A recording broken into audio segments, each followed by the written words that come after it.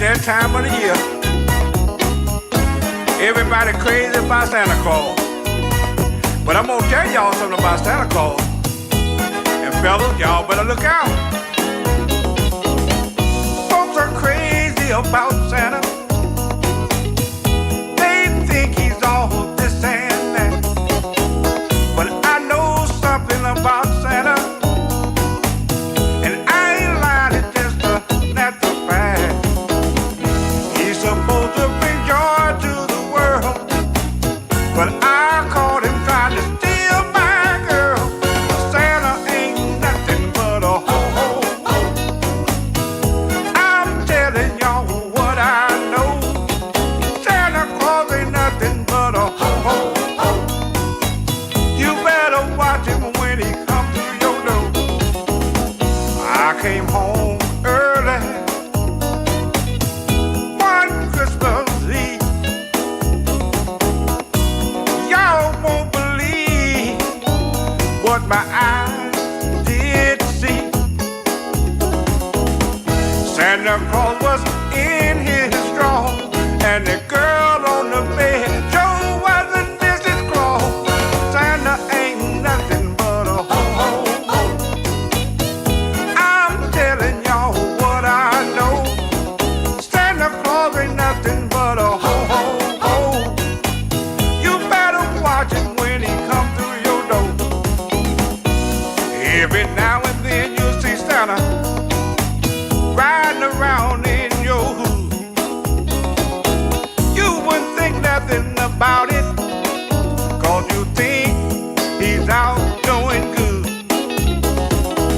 He tell his reindeer to hold tight for a minute and go and find your girl and try to stand up in it.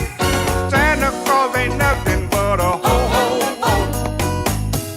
I'm telling y'all what I know. Santa Claus ain't nothing but a ho-ho-ho. You better watch him when he comes through your door. He'll go down to the mall and try to feed the baby. At the same time, he'll be checking out your old lady. Santa Claus ain't nothing but a ho-ho-ho. You better watch him when he comes through your door. Santa Claus ain't nothing but a ho-ho-ho. I'm telling y'all what I know. I wonder why Santa only come once a year. I found out that's a doggone lie. Santa Claus ain't nothing but a ho-ho-ho. I'm telling y'all what I know. Santa Claus ain't nothing but a ho-ho-ho. You better watch him when he comes through your door. Santa Claus ain't nothing but a ho-ho-ho. I'm telling y'all what I know. All right. Good morning. Good morning. Good morning, y'all. Good morning. You got Vernon this morning. Yeah, tell everybody Vernon is on. Yay! Friday, end of the week. As Robert Hill used to always say, the weekend in Pensacola is made for each other. It's Friday. We made it over the hump. We had a fantastic Monday. Yep. And a terrific Tuesday. And a wonderful Wednesday. And a what called a Thursday. We had a great yesterday. And today is Friday, y'all. December the 18th. We got less than 6 days for Christmas, y'all. Lord have mercy. Less than 6 days for Christmas. If you hadn't gotten that Christmas shopping out there, y'all, you better get on up there. And you better get on out there and get those gifts done, okay? Don't wait till the last minute. Don't wait till the last minute like Robert Hill and I used to do. We used to always reserve our Christmas shopping until Christmas Eve. That's when we can get all the good deals. We go around to all the drugstores and all the, they have 20 and 50% off on everything left. So that's a good time to do it. But don't do like we do. We wait to Christmas Eve, okay? We wait Christmas Eve, but don't do like I do, okay? And just don't do like I do, cause you might disappoint somebody, and we don't want you to do that. Less than 6 days for the Santa Claus to come. Yeah, Santa Claus is coming. Yes, sir, y'all. All right, good morning. I'm in Pensacola, Florida, y'all. Yep, over in the colas, y'all. And I don't know what the weather like today. It's all I know is gonna be daylight. Yeah, it's going to be daylight this morning. And in all seriousness, though, and we got about 54 degrees right now in Pensacola. The temperature going to continue to rise this morning. They're starting at 54 degrees right now, 53, 54 degrees, and by the middays, it's going to get up into the 60s. Okay, get up into the 60s today. So it's going to be a nice day, y'all. Going to be a nice day. You know what else? You know what else today is? Huh? Do you know what else today is? Guess what else today is? Epstein File Day. Yay! We've been waiting all this time to get the Epstein file. Today is the deadline. They got to midnight tonight to release the Epstein file, but we'll talk about that when we get into our little news segment. But I just want to let you know what's coming up, okay? We're going to be talking about that along the way. Speaking of what's coming up, y'all, what's coming up today, hopefully we'll be talking about what's going on the local front, and what's going on around the Gulf Coast, what's going on around the Escambia County, the Gulf Coast, and then the state of Florida, and then the United States of America, and then what's happening around the world. Just a little tidbits of the headlines so we can keep you informed. So I want you to get up this morning and be getting the kids ready. I think today is probably the last day of school until next year, okay? And they probably get out early, so get your coffee and turn your phone on and turn your Alexa on and turn your computer on so you can check us out. So the easiest, quickest thing is to do with your phone. Just do this, get your phone, just turn it on and listen to us and put it in your pocket or lay it down somewhere so you can take it directly into your car. When you get in your car, you won't lose me. When you're taking the kids to school and dropping them off, you won't lose me. On your way to work, you won't lose me. And when you get to work, you still can't lose me because you can just transfer the phone to the computer. You can do a lot of things with today's technology, y'all. Today's technology, you can do a lot of things. I want to say good morning to Mr. Porter this morning. He checked in early. I see he had checked in early this morning. He must have been calling when I'm getting ready, preparing for the show. Mr. Porter, I can't talk to you. When I'm preparing for the show, but I did notice when I checked my phone here that Mr. Porter had called this morning. But I know he just wanted to say good morning, like Mrs. Potter do every morning, y'all. They want to call and check in and everything. So I want to say good morning to them. Mr. Porter always leave me a message in the morning. So, yeah, he said he's calling at 5:58 a.m. on the 19th day of December here. Y'all, 19th day of December, just asking. He said, please stay away from talking about the president because it don't do any good to talk about the president. I be damned. Do me some good. The president is going to be there until the next election, and don't do any good to talk anything evil or bad about the president. Just let the president alone. He's going to be there. And you got people that praise the president that might not be, and you probably not one of them, but also he said I accuse him of that anyway. But he's a practical man. I know Mr. Porter means good. And Mr. Porter, I know you're right. What good is to talk about that damn food? I know you're right. But he doesn't respect the office of the president. Why should I respect him? But anyway, we're not going to deal with him. But I'm going to get him. I'm not gonna get him, but I want to talk about the crazy ass stuff he be doing. That headline news, okay? And I think we got to know that, okay? But anyway, good morning, Mr. Porter. Thank you for your comments and your input and everything. I appreciate it. I really appreciate it, okay? Don't think it goes unnoticed, okay? It does not go unnoticed, okay? It does not go unnoticed, but I appreciate you for checking me. You know, you check me. And everybody ought to be checked every once in a while. But anyway, let me talk about what we're going to be doing this morning. We're going to have the sheriff on at 8:30 today. We're scheduled to have him on today. We're going to talk about some Black History facts today.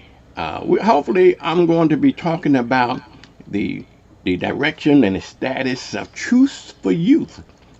We hadn't heard much about Truth for Youth lately, but hopefully we'll be able to hopefully I can get somebody from the Truth for Youth organization. Mr. Terry is the president now, Truth for Youth, and I want to see if I can get him scheduled to talk about it, okay? And when we finish talking about what's going on around the world, we're going to talk about also some community news and what's going on in the community, what events coming up in the community, and so forth, okay? So it's Friday.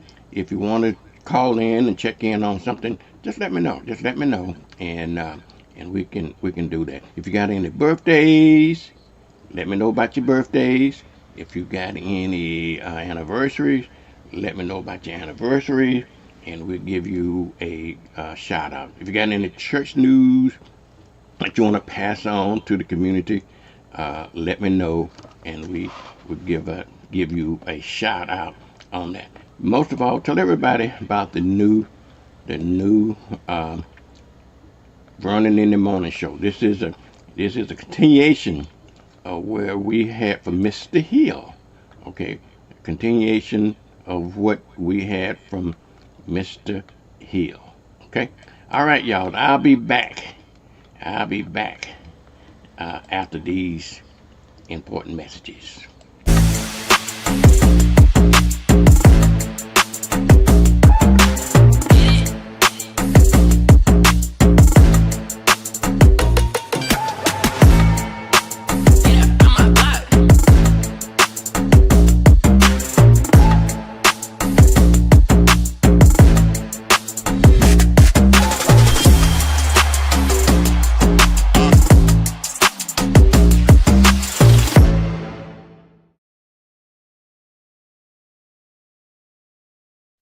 Sonia Bay's Botanicals is a local wellness boutique that specializes in infused fruit juices, medicinal herbal tea remedies, clean hair and body care, and herbal infused sea moss gels, which can be purchased 1 for $25 or 2 for $40. This sea moss contains 92 of the body's 102 essential minerals used to increase energy, relieve pain and inflammation, and improve blood pressure and more. From parasite cleanse to detox and weight loss to blood sugar control, Sonia Bay's Botanicals has a natural solution for you. You are invited to the 37th anniversary of Dr. Martin Luther King Jr. Parade, Monday, January the 19th, 11 o'clock a.m. in downtown Pensacola. This year's powerful theme is, with unity, we won't turn back. Register your group today. Entries are placed by the date your application is received, so don't wait. For registration forms, email themlking2020@gmail.com or call 850-378-9242. Join us as we honor the life, the legacy, and the dream of Dr. Martin Luther King Jr. The 11th. It's time for the annual Gospel Soul Bowl. Gospel Soul. Saturday, January 3rd, 2026. Live at the Greater Coupon Baptist Church, 130 North Pace Boulevard in Pensacola, Florida, where Isaac Williams is pastor. The 11th year of the Gospel Soul Bowl. And it's going to be live. Performing live, it's Pastor James McGee of the Humble Spirit. Dion Bell and the Brother. It's the Pastor Singer. Memphis, Tennessee's on the Brown Floor. The Wings of Faith, Divine in Harmony, Saturday, January 3rd. The doors open at 3:30 p.m. The concert starts at 4:30 p.m. Greater True Vine Baptist Church in Pensacola. The scripture will be given to you by Minister Hubert Kim. A prayer brought to you by Minister Michael D. Get ready for a solo by Michael Jackson. Your MC, Eddie Snell, sir. Hosted by the Spiritual Persuaders. Get those tickets now. Advance ticket donation $30, $35 the day of the show. Get them at Goodfellas Barbershop, the original King's Barbershop, Reason Go Food Vendor. Saturday, January 3rd, 2026, the Gospel Soul Bowl. For more information, contact Eddie Snell at 850-525-7188. Need a new outfit for a special occasion? Look no further than Viola's Men's Apparel. Viola's has been providing the latest styles and accessories in Pensacola for over 20 years now. We have clothes for every occasion, and we offer consultations and group discounts. You can trust that our care, quality, and class will be unmatched. Viola's Men's Apparel, for all of your menswear needs. Stash your money somewhere smarter. With 5.05% APY, Pen Air's high yield checking puts your money to work and earning big. Pen Air Credit Union. Join us. All right, good morning, everybody. You got Vernon this one. Friday morning, y'all. A little bit of Friday energy. Good morning. It's the weekend, y'all. You got a great weekend planned. You make sure that you go to church on Sunday morning, okay? Go to your church or your favorite church on Sunday morning. Yeah, I'll tell you the truth. All right, y'all. Good morning. Y'all, first of all, before we get into the news items, the highlights of what's going on around the world this morning, y'all, I want you to get on the phone, get on your computers, get on social media, and tell everybody that the Vernon's Morning Show is on. It's the Pensacola's information station, okay? If you want to know what's going on in Pensacola, in around your community, you got to listen to the Vernon in the morning. This is a takeoff. I'm not taking credit for this show because Robert Hill built this platform over 30 years ago with the Hill in the Morning Show, and I'm just trying to fill some big shoes because nobody else is trying to do it, okay? I don't like getting up early in the morning. I'm technically retired. I don't like getting up early in the morning, but I think my community needs me, okay? I've been drafted to take over since the new owners of WRNE failed to pick up this format. And then I think I feel an obligation to continue your information because everybody is used to this. So, but the only challenge is we have to find a new way of getting this station. So again, all I ask you to do is just spread the word. Just spread the word to the community. Okay, just spread the word to the community. And it's very easy to get us, y'all. Very, very easy to get if you just got a phone. And everybody in the world and their grandmama has a phone, okay?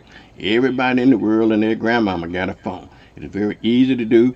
Just get on your phone, just type in rdo.to/WBQP, type it into your computer, type it anywhere. And then once you get it on your computer, just match it in. And actually, you can save it on your computer, or you just type it in every day. I don't know why would you want to type it in when you save it on your computer. Or either just go to, if you got a phone, smartphone, just go to your Play Store. It's there. WBQP is there. Just download there, okay? And just tell everybody else how to do that as well, okay? Tell everybody else how to do that as well. If you're listening to us on Facebook or YouTube, okay, you listen to us on Facebook or YouTube, make sure that you share, like, comment, subscribe, whatever you do. Don't cost anything. Don't cost anything. Particularly if you're on on YouTube. If you subscribe to YouTube, and it'll send you a notification, let you know when we're on, just in case you forget. And and even on YouTube, you can just wait if you want to see it later. excuse me. If you want to see it anytime after, if you don't have time to see it today or this morning, you can go to YouTube and pick up these programs anytime you want to. Okay, anytime. It's archived there on YouTube.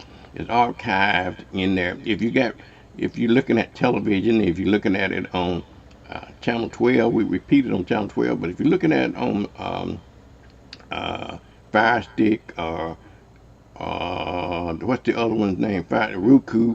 You know that those programs are also archived on those formats as well. Okay, they're also archived on those formats as well. Okay. Uh, all right, y'all. Good morning. Let's talk about what's going on in the news around us this morning. Okay. Let's talk about what's going on in the news around us in our world, in our uh, country, in our state, in our county, okay, our region, in our county, in our city, and in our neighborhood, okay. And but today's date though, today is the big thing around the country, y'all. The big thing around the country today is the day they are required. They're required to release the Epstein files. So if you've been into all of that, you're into the Epstein files, and you're into all that kind of stuff, today is your big day. And it has an interest of a lot of people. Okay, it has the interest of a lot of people. And we'll see who on the Epstein file. I know most folks are more interested in it because they're gonna try to see if your president, you know, he ain't mine, but if your president is on that list, and God knows, we know he probably is on that list. But what consequences will it have? Okay, but we'll see. We'll see if in fact the files get released. You know, one thing about our delicate democracy, right? Even though the courts have ordered those files to be released, what happens? What happens if they won't release it? Okay, what happens? Think about it for a minute. Who gonna enforce it? The same people that in charge are enforcing the release of those files are the same people that don't want the file to be released. Think about that for a minute. And it's amazing how a democracy is so fragile that if he chooses not to release those files, what the hell are we going to do about it? Nothing. If we say in Burnt Corner, Alabama, nothing, what can we do about it? Okay? Because nobody enforces it. The Supreme Court does not have its own law enforcement arm because that's the part of the executive branch, okay, to enforce the laws of these United States, okay, to execute and enforce the law. And they are, in my opinion, the problem, okay, they are the problem. So you might not see that happening. So let me work my way out and then back in. And when I said about that, since we're on the national scene on what's going on nationally, let's continue that. And in fact, we got some world news. Let's talk about the world news first, then bring our way back down to home. I think they arrested 7 people that was responsible for that Bondi Beach anti-Semitic shooting in Australia. So get your newspaper, get whatever news sources that you use, get that news source and verify and get the details on it. But I understand that they have arrested 7 people, 7 suspects for that fatal shooting as well. Okay. Now on the national scene, the judge, you know, there's a agency that has sued the Trump administration to block the construction of that ballroom because he did not get the proper clearances. Guess what? The judge won't block that. So Trump will have his way with that ballroom. Now also, guess what? That ballroom that's gonna cost $100 million. Now the estimate, even before they've started building, the estimate now has jumped from $100 million to $400 million. Think about that for a minute. From $100 million to $400 million. They said $200 million. Every time it doubles, every time they get an estimate. So when it's all said and done, you, the taxpayers, are going to probably pay $1 billion, $1 billion for one of Trump's pet peeve, stupid ass ballroom. Okay, yeah, I said it. A stupid ass ballroom. He's claiming that it's going to be paid out of private donations, but just like I said, everything else that comes out of his mouth, you can't believe it. If you only can believe in everything that's coming out, you can only tell when he's lying is when he's running his mouth. Okay? So we'll see if private donations is going to pay for that. Also, the House passed a bill criminalizing transsexual related things, treatment for minors. Okay, that the House passed that bill the other day. And I don't know whether it's going to the Senate or what's the deal, but keep your eye on that bill. Okay, keep your eye on that bill. All right, they have criminalized it. If you do anything to transsexuals for kids, for minors, they say for minors, you're going to be in some serious trouble. Okay, all right. The other thing going around on the national scene up in Washington in Congress, you had 4 moderate Republicans join with the Democrats to force a vote on the Obamacare subsidies. Okay, in other words, the tax credits for your health care. Okay, the Republicans are not. What they're talking about? Giving you $2,000. Okay, given that administration, the Republicans are talking about passing a bill so that Trump can issue those folks $2,000. How in the hell? What kind of insurance you gonna get for $2,000? Okay, so that remains to be seen. Those subsidies will expire on December 31st, and if you're dependent on your insurance through the Affordable Health Care, we need to rename that bill the Unaffordable Health Care Act. Okay, that's what the Republicans are going to have, an Unaffordable Health Care Act. I don't understand that when it comes to rich people that don't need the money, they give them tax credit and do everything for the rich. But again, folks, that's what you voted for, and I hope you're happy. Okay. Also, we was talking about when I just talking about the criminalizing the treatment for transgender minors. Health officials, HHS or whatever they call them now, is also cutting funding for stuff like that. So if you got any trans genders, desires and hopes of, you may want to forget it. Okay, you may want to forget it because this administration is held on that. Trump also signed an executive order, I think it was last night, to reclassify marijuana. Okay, now some of his Republican friends got a little upset with him about that because some of them didn't want to do that, but he just reclassified to a different category. He did not legalize it.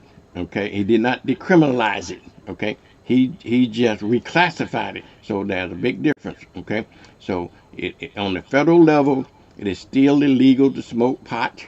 It is still illegal to possess it. So they criminalized it. I mean, they declassified it, but they didn't legalize it or decriminalize it. Okay, so you still got the same. And why not? It's stuff like that that doesn't matter. I don't understand why they won't do that. Also, on the national scene, there. Remember Brown University shooting? Well, I think they found the suspect dead. That was, they claimed, responsible for that shooting. I think it was a self-inflicted wound, but follow your leads on that. And some of the, I hadn't gotten too deep into the details of the story, but some folks saying that some reports, I say some folks, that'd be like Trump. He said some folks say, ain't no truth to it, but some news outlet are reporting that he was a homeless person. Okay, something to that effect. So read it for yourself. Go to your news source and read it for yourselves. Okay. Also, on a national world scene, when I was talking about that this morning about what's going on around the world and what's going on in Australia, we got another victim of the Miss Universe title. Miss Iceland has resigned her title for some controversy as well. Okay, Mrs. Iceland. So, folks, be very, very careful about what you put out there online. And since I'm on that subject, I put now online another news story. It's kind of a funny story. That is a good example of why you got to be careful on what you put online. There's this fella.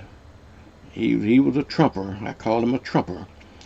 He had first time he was able to fly first class. So he took his ticket, right?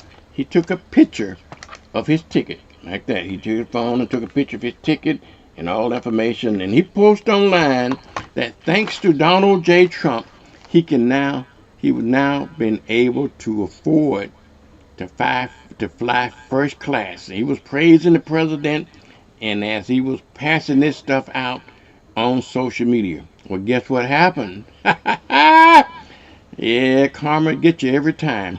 All right, karma get you every time.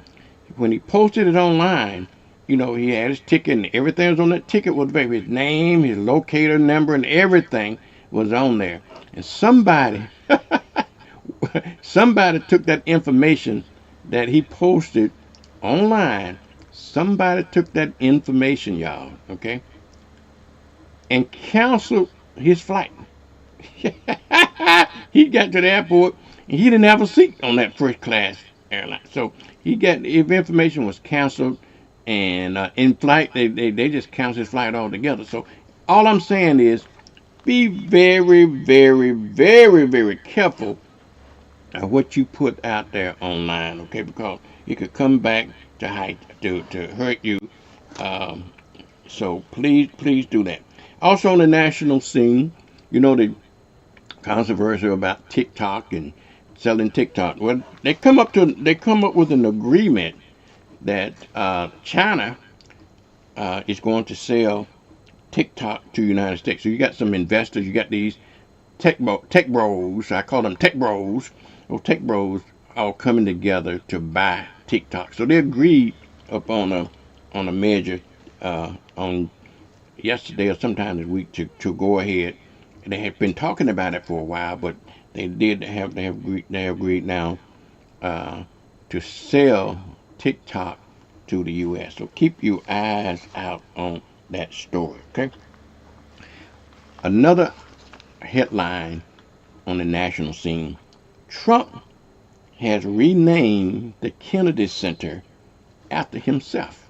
Okay, he first took over the Kennedy Center and self-appointed himself as the chairman of the board, or whatever they term. And then he fired everybody on there and put his own cronies in there. And now they announced that they are going to rename the Kennedy Center, the Kennedy Memorial Center in D.C. after Donald Trump. They're going to be called the Trump Kennedy Memorial Center, if you will. Okay. Now, the only problem with that, now Trump and his ego, he got the biggest ego I've ever seen in my life. He got to slap his name on everything. And I can't wait till I get to be president. I'm going to do undo every damn thing that fool has done. But anyway, so you know what chances that's going to happen, right? But anyhow, the problem with it is that it takes an act of Congress to change the name of the Kennedy Center to Trump Center. But that don't stop Trump. They did it anyway. They renamed it anyway. They got it on the website now. Law be damned. They have no respect for the rule of law or traditions in this country. So it will take an act of Congress, take 60 votes in Congress to rename that center. But that's not stopping Trump. Nope, that's not stopping Trump. And who gonna stop it? Like I said, who enforces the law? He in charge of the law enforcement, so he's not gonna enforce on himself because that's what he wants to do. So we something needs to happen, y'all. We need a regime change in this country. We need a regime change. But anyway, the last thing that I want to talk about on the national front is that there's a new cocktail of drugs that's going around. So anybody that's into the drug scene, y'all be careful, okay? I'm not judging you, but damn, be very careful. This is the kind of a dangerous drug, the cocktail of drug. You need to read up about it, and that is showing up in the emergency rooms around the country, because if you take this cocktail of drugs, it will render you can collapse within seconds of this. So you'll hear a lot more about that as we go along here. Okay. Also, now a little bit on the state scene. I want to report a little bit. Your boy DeSantis, your governor DeSantis, he proposes to eliminate tolls for Florida, and he said he just want to make the visitors pay for it. I guess he's just like Trump, we're going to build a wall and Mexico going to pay for it. Well, in Florida, DeSantis is proposed to eliminate road tolls for residents and make the visitor pay for it. How he plans to do that, I don't know. That's one of his most wilder proposals. His other one is to propose to eliminate property taxes as well. So on his way out the door, he's proposing a lot of wild things. Even though sometimes they sound good on the surface, but you got to get behind it. Okay, sounds good to me. I don't like paying property taxes, but that's what he's proposing. But you gotta understand there's a lot more impact to property taxes. There's a lot of things in this country, okay, in this state, and it supports schools and everything. So before you eliminate them, you got to have some way of replacing that revenue. Same thing with the toll, but that they raised more than $1 billion in the state of Florida for tolls. Okay, if they do away with the tolls, I'm saying tolls, those road tolls. If they do away with the tolls, where that money coming? How are we going to replace that money? That money goes to fix roads and stuff like that. So you need to think about that as well. Also, kind of on a national, state, and local basis, the Powerball, something that we can all agree. I don't care who we are. We can agree upon the Powerball. Well, we Democrat, Republican, where we're talking about the national news, local news, state news, anything. The Powerball is up to $1.5 billion. Yeah, $1.5 billion. That gotta be a record, y'all. That's $1.5 billion for the Powerball. And hell yeah, I'm going out and play it. I'm normally not a gambler. I'm normally not a lotto player. I only play the lotto when it get huge like that, and hoping that I can get lucky. And that's the only way you're gonna get it, is to get lucky. And so go out and play the Powerball this weekend. Hopefully that would be the best Christmas present anybody could ever. Just think about it.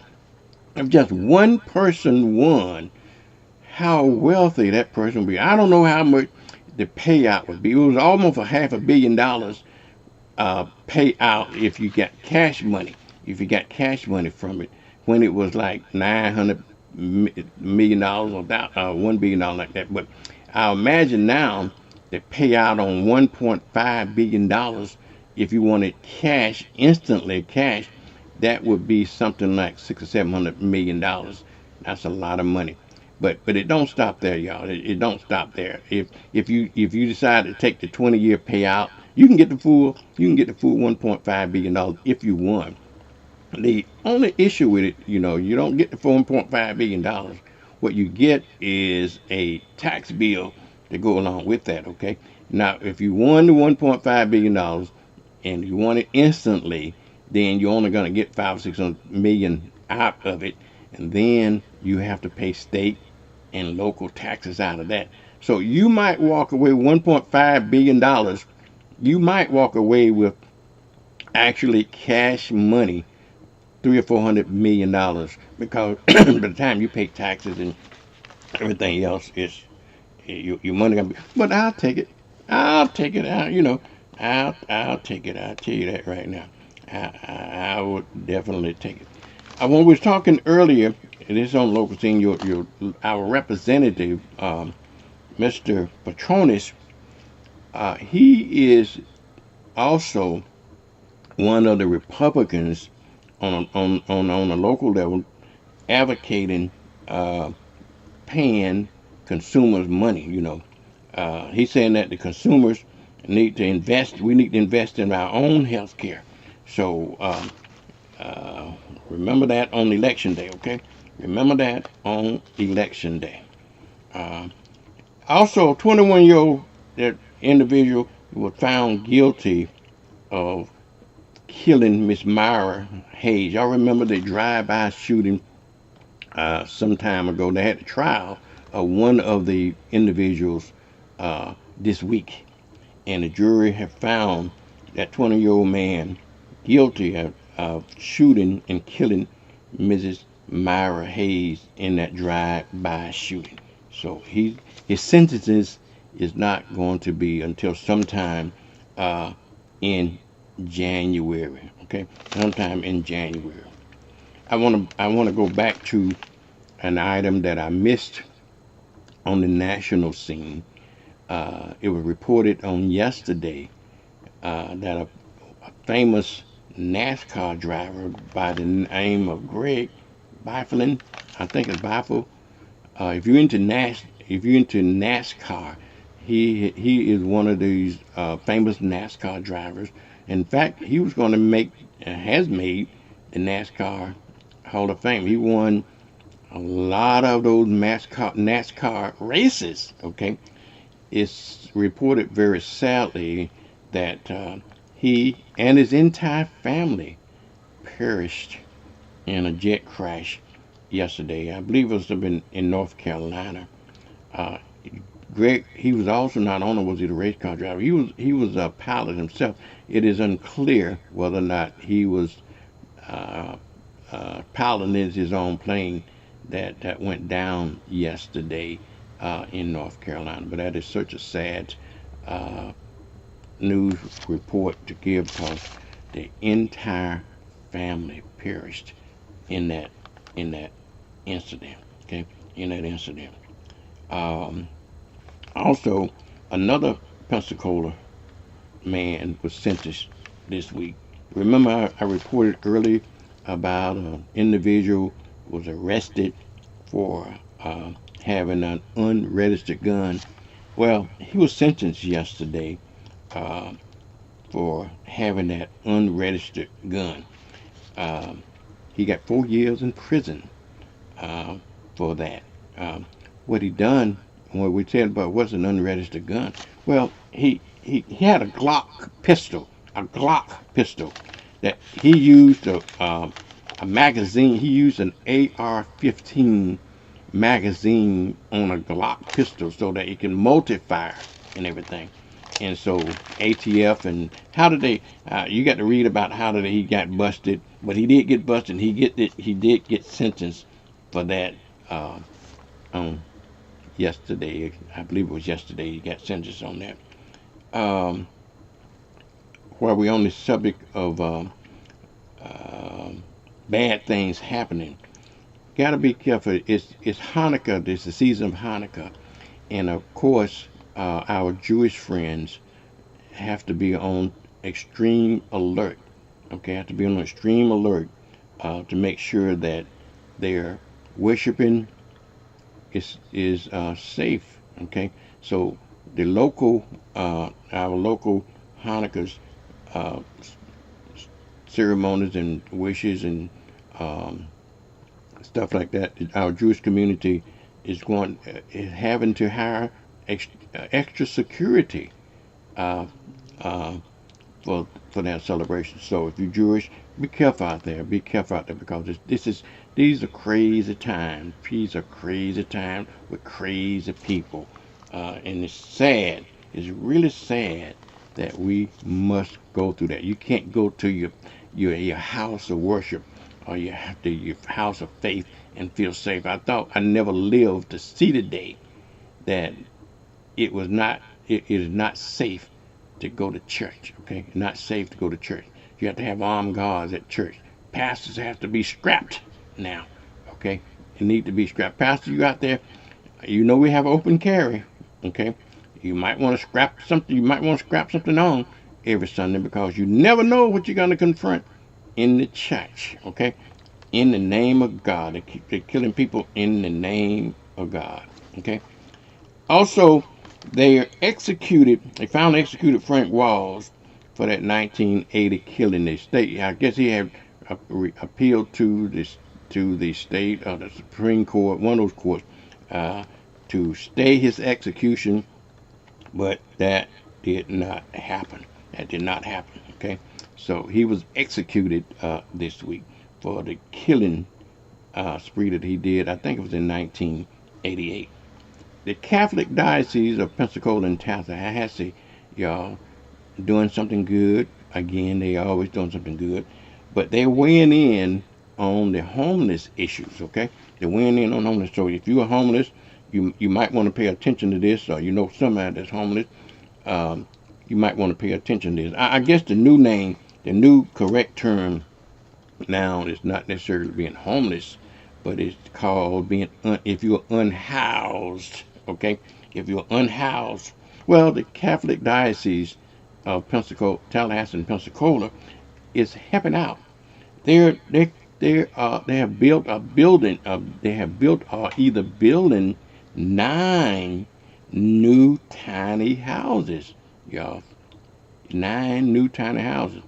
And I'm not sure what all the qualifications to get in those tiny houses, but check with the diocese, the Pensacola Tallahassee Diocese, or the only Catholic church that I can relate to is St. Joseph Catholic Church. I know they personally, they're also involved with that as well. But anyway, the rent, they were trying to keep the rent for those houses, those tiny houses, around $500, okay? Around $500. You would never thought to think, okay, that 500. I would never. You had told me 20 years ago, $500 would be a great deal for a house the size of a shed. I never would believe you, but hey, here we are. Here we are. All right. Also, Florida Power and Lights. You know that big old building down there in Memorial Park, that flagship headquarters down there what Gus Power built years ago, and when Gus Power sold out to the Florida Power and Lights, I didn't realize they got that property up for sale. It's a 13-acre campus, and they got it for sale, and they only want $36 million for it. Okay, so if you got $36 million laying around, you might want to consider purchasing that. I imagine the city or some governmental agency will probably end up buying it. I don't know who's going to buy it, but it is for sale for $36 million. Okay, we got one of our own is in charge down there, Mr. J.T. Young. Maybe we're going to have J.T. on.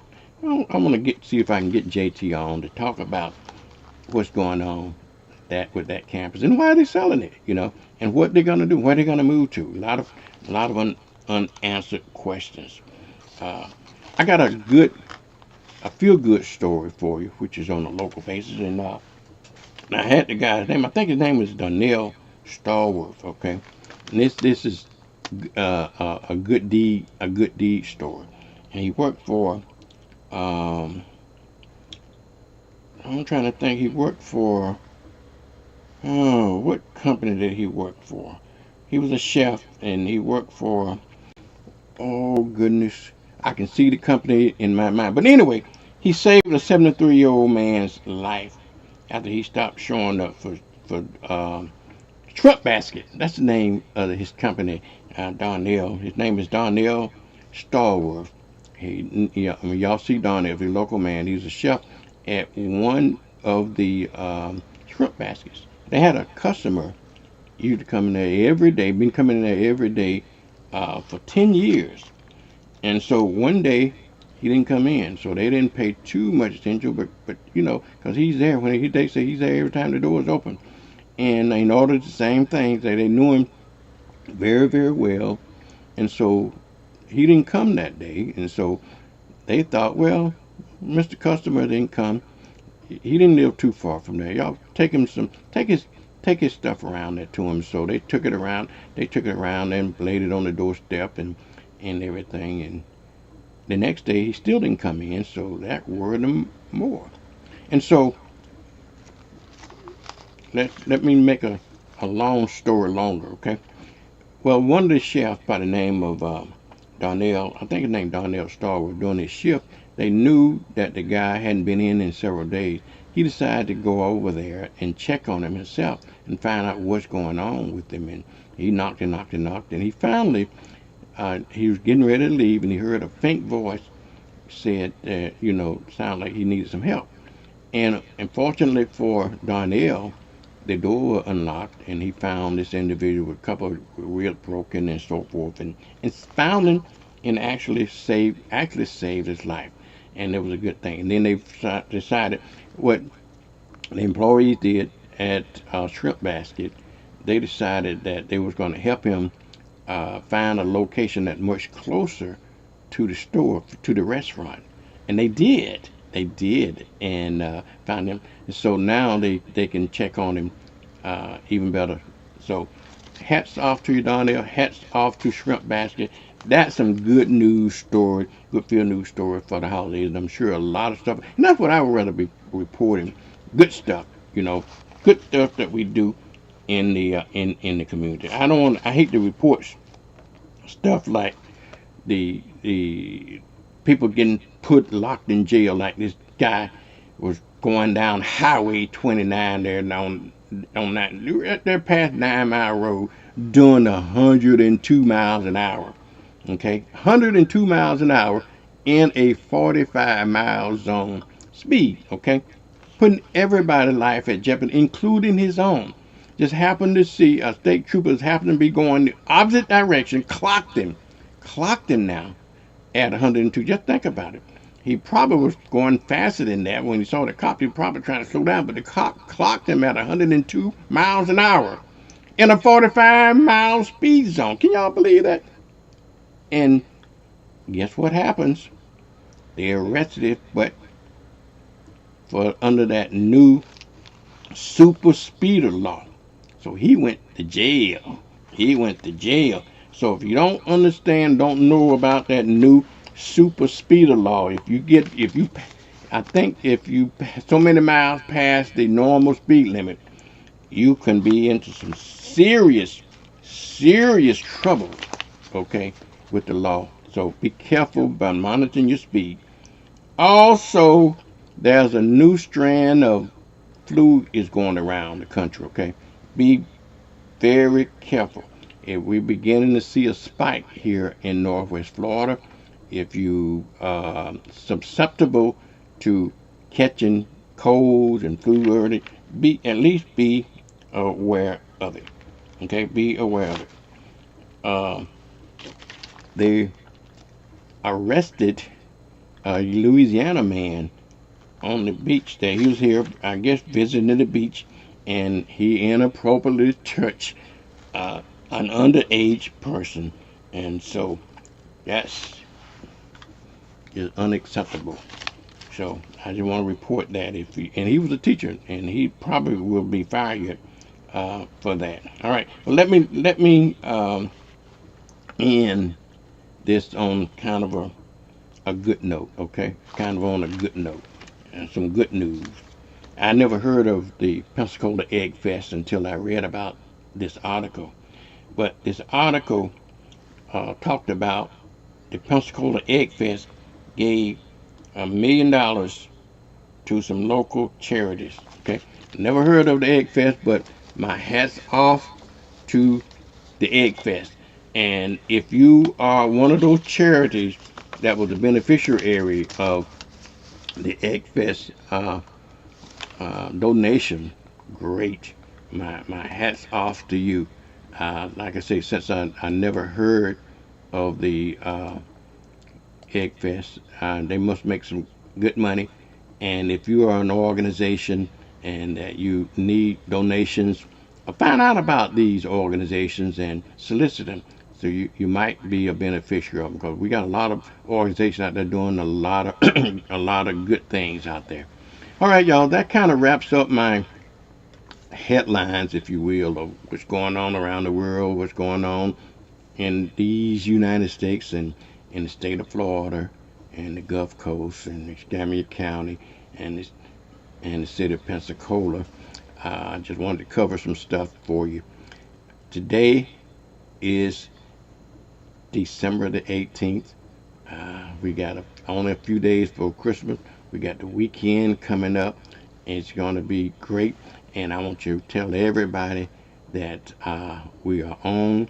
We're reporting local stuff, national stuff that you're may be interested in hearing.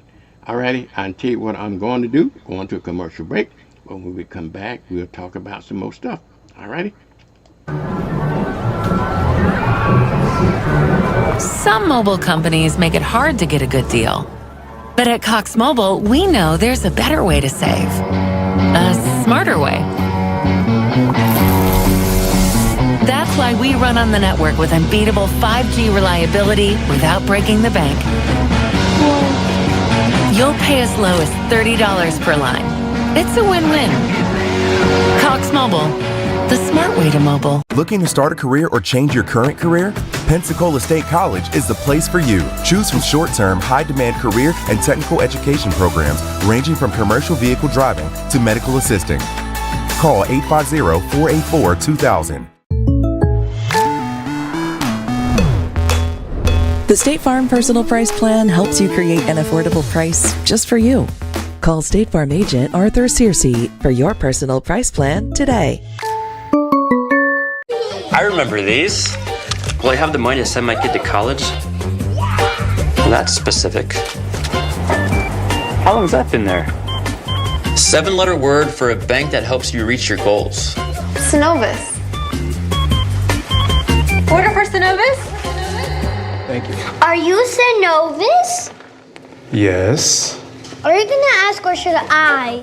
A solid financial future doesn't happen by chance. Let's talk about your potential today. Joe Morrison Son Funeral Home has been in business since 1913. Hi, I'm David Hawkins, the owner of Joe Morrison Son Funeral Home, saying we are a full-service funeral home. We offer pre-need funeral planning. We have a newly remodeled chapel and conference facility. Stop by and see us today. We have 9 vehicles, all waiting to service you. At Joe Morrison Son Funeral Home, we appreciate your stopping by. On behalf of all of our family here at Joe Morrison Son Funeral Home, thank you so much for allowing our family to serve you. Viola's Menswear, 2727 West Cervantes Street, Pensacola, Florida. Gentlemen, fine clothing at an affordable price. Suits starting at $139. Dress, shoes, hats, and accessories. Here at Viola's Menswear, 2727 West Cervantes Street in Pensacola, Florida. Call today at 429-7146, 2727 West Cervantes Street in Pensacola, Florida.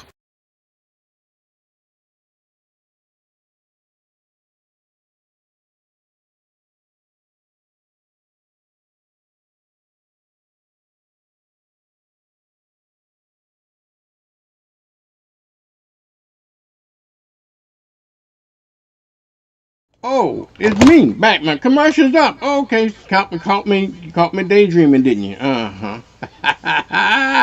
right. Good morning, everybody. You got Vernon this morning. Yeah, we're gonna be talking about some issues of the day.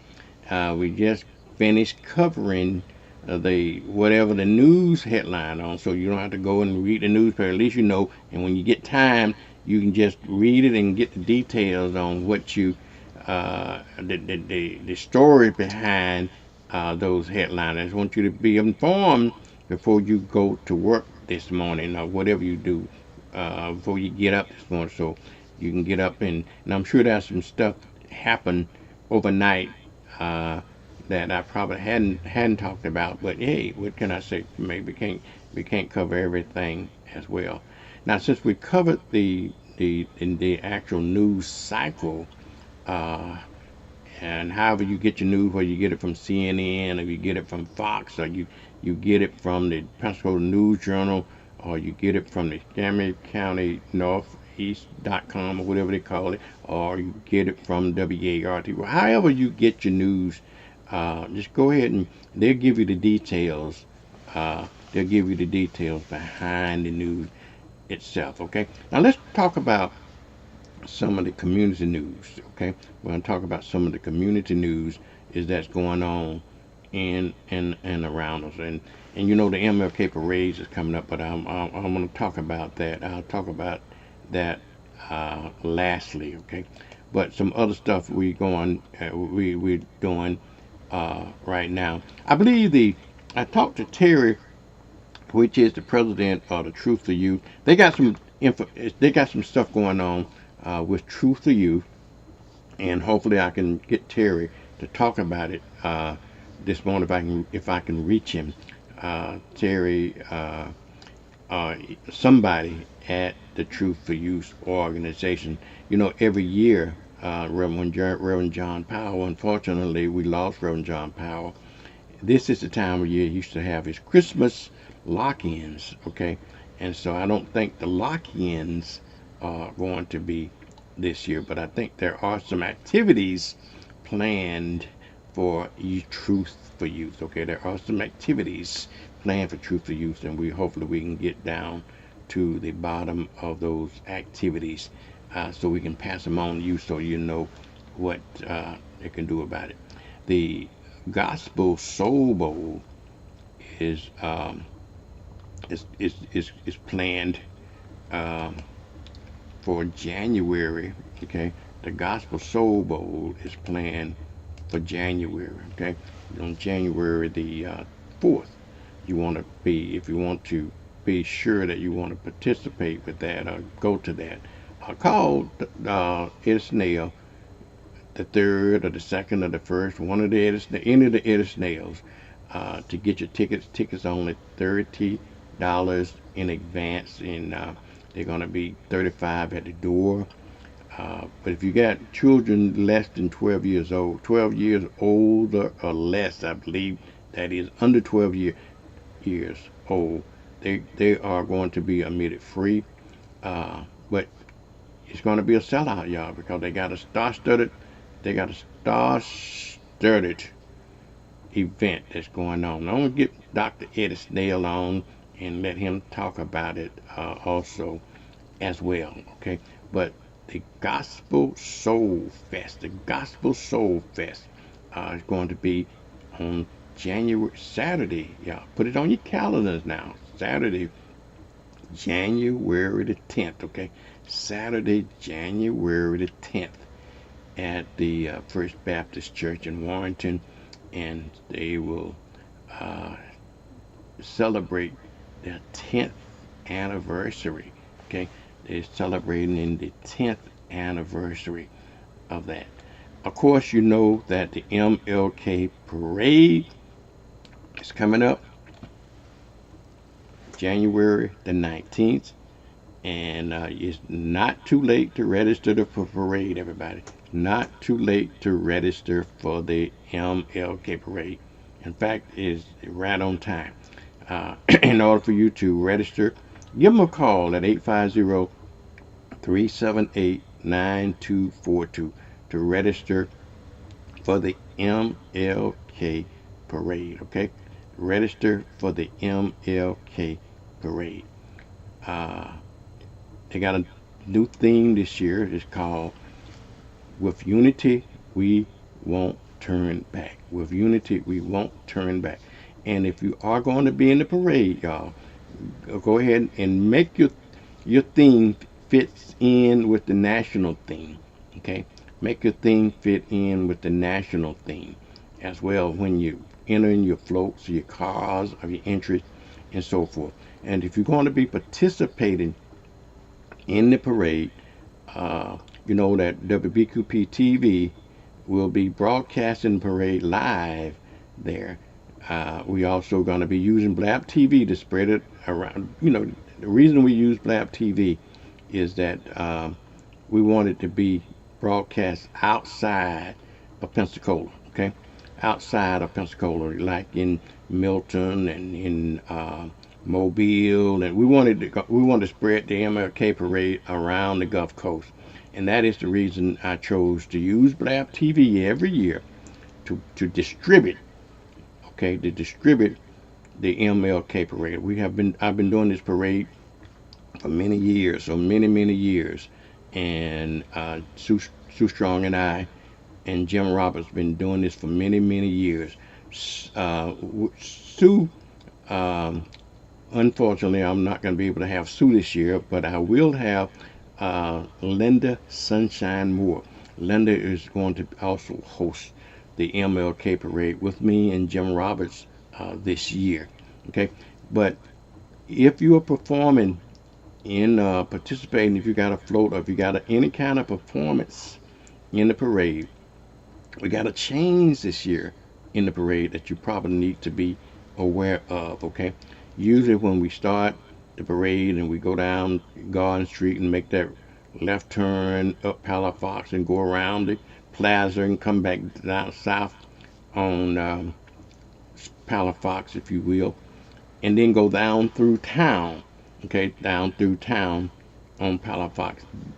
Since they are going to be doing construction this year, they're going to be reimagining Palafox. So when we get back to Garden Street, when we make that loop, when we get back to Garden Street, we're going to take a slight left, and then the first right, and I think that's Jefferson, and to go down that street and end the parade like we normally end the parade at the wherever end that you I believe is at the wherever it ends at down there. Okay, but usually when we go down Palafox, where we're broadcasting live, okay, when you go down Palafox and where we're broadcasting live, we're broadcasting from the Blab studio, which used to be located directly in front of the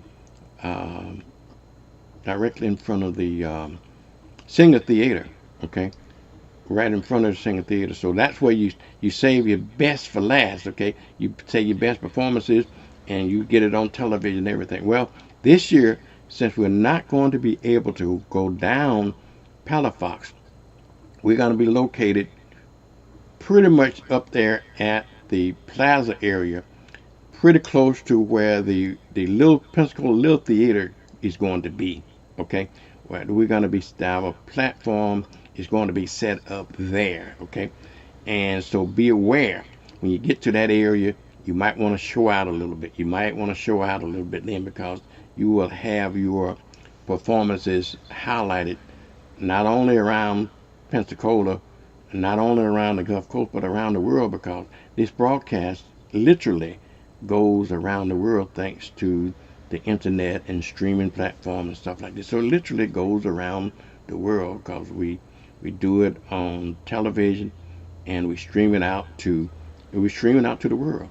And it's also available on, it will be available on Facebook, and it'll be available on YouTube. It'll be available everywhere. So you certainly want to be on your best, do your best performance there. And also we want people also to be on their best behavior, okay? To be on their best behavior. I'm proud to say, I'm really proud to say, y'all, that we over the last several years, we have been really had a uh, good luck with people not misbehaving. Okay, so we want to continue that trend. I want people to understand that this is a dignified parade, and we want as much level of respect that we can give a man that gave his all to us. Okay, and we don't want no clowning. We don't want no buffoonery. We don't want any fighting or anything like that. We want a dignified parade. Okay, so therefore, when you get into the parade, make sure that there's no inappropriate music playing. We want you to have music, but please don't have inappropriate music that's with cussing and stuff like that. I know some of the rap music can have lyrics and stuff like that. That is kind of disrespecting the legacy of Dr. King. So he would have never agreed with, public and stuff like that. Even though I think he would say you have a right to do what you want to do, but as my grandmother used to always tell me, she said, "Son, there's always the right. There's a place for a time." She used to say there's always a time and a place for everything. And cussing rap music in an MLK parade is not the right time or not the right place to do that. Nor is twerking little 5-year-old twerking little girls. Okay, that's been one of our pet peeves. Is that we welcome any dance performance or any art forms that you like. Okay, but just remember the time and the place. Okay, and it's probably not appropriate for little 5 and 6-year-old girls to be out there twerking in the streets of Pensacola. We don't like that. So if you have a dance team, we have a lot of dance organizations, a lot of dance teams, which we certainly welcome to the parade. But all that we're asking you to be just a little bit dignified with it, if you will. Okay, that's what we're asking. Be dignified with it, because we want to give this parade the utmost respect. Okay, the utmost respect, if you will. We want to give it the utmost respect. So don't forget. Okay, don't forget that. Okay, utmost respect. I want to have Reverend Don Harris on, hopefully, if I can get a hold of him, to talk about vendors. Okay, we want to make sure that vendors, as many vendors as we can find in the parade, vendor fees are only $100. Okay, vendor fees are only $100.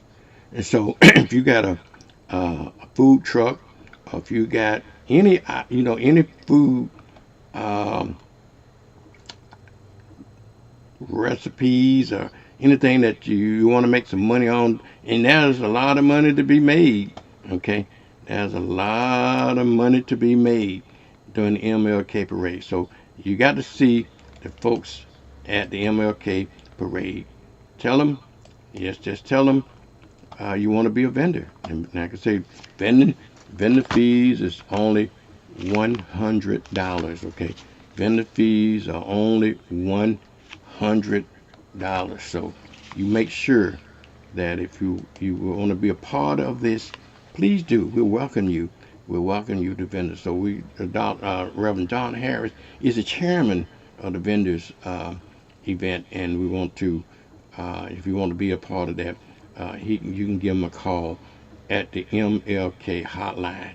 Okay, at the MLK hotline, if you will. Okay, and to be a part of that, we certainly welcome any and everybody to be a part of the parade. Okay, we want more churches involved. We want more organization involved. We want more business.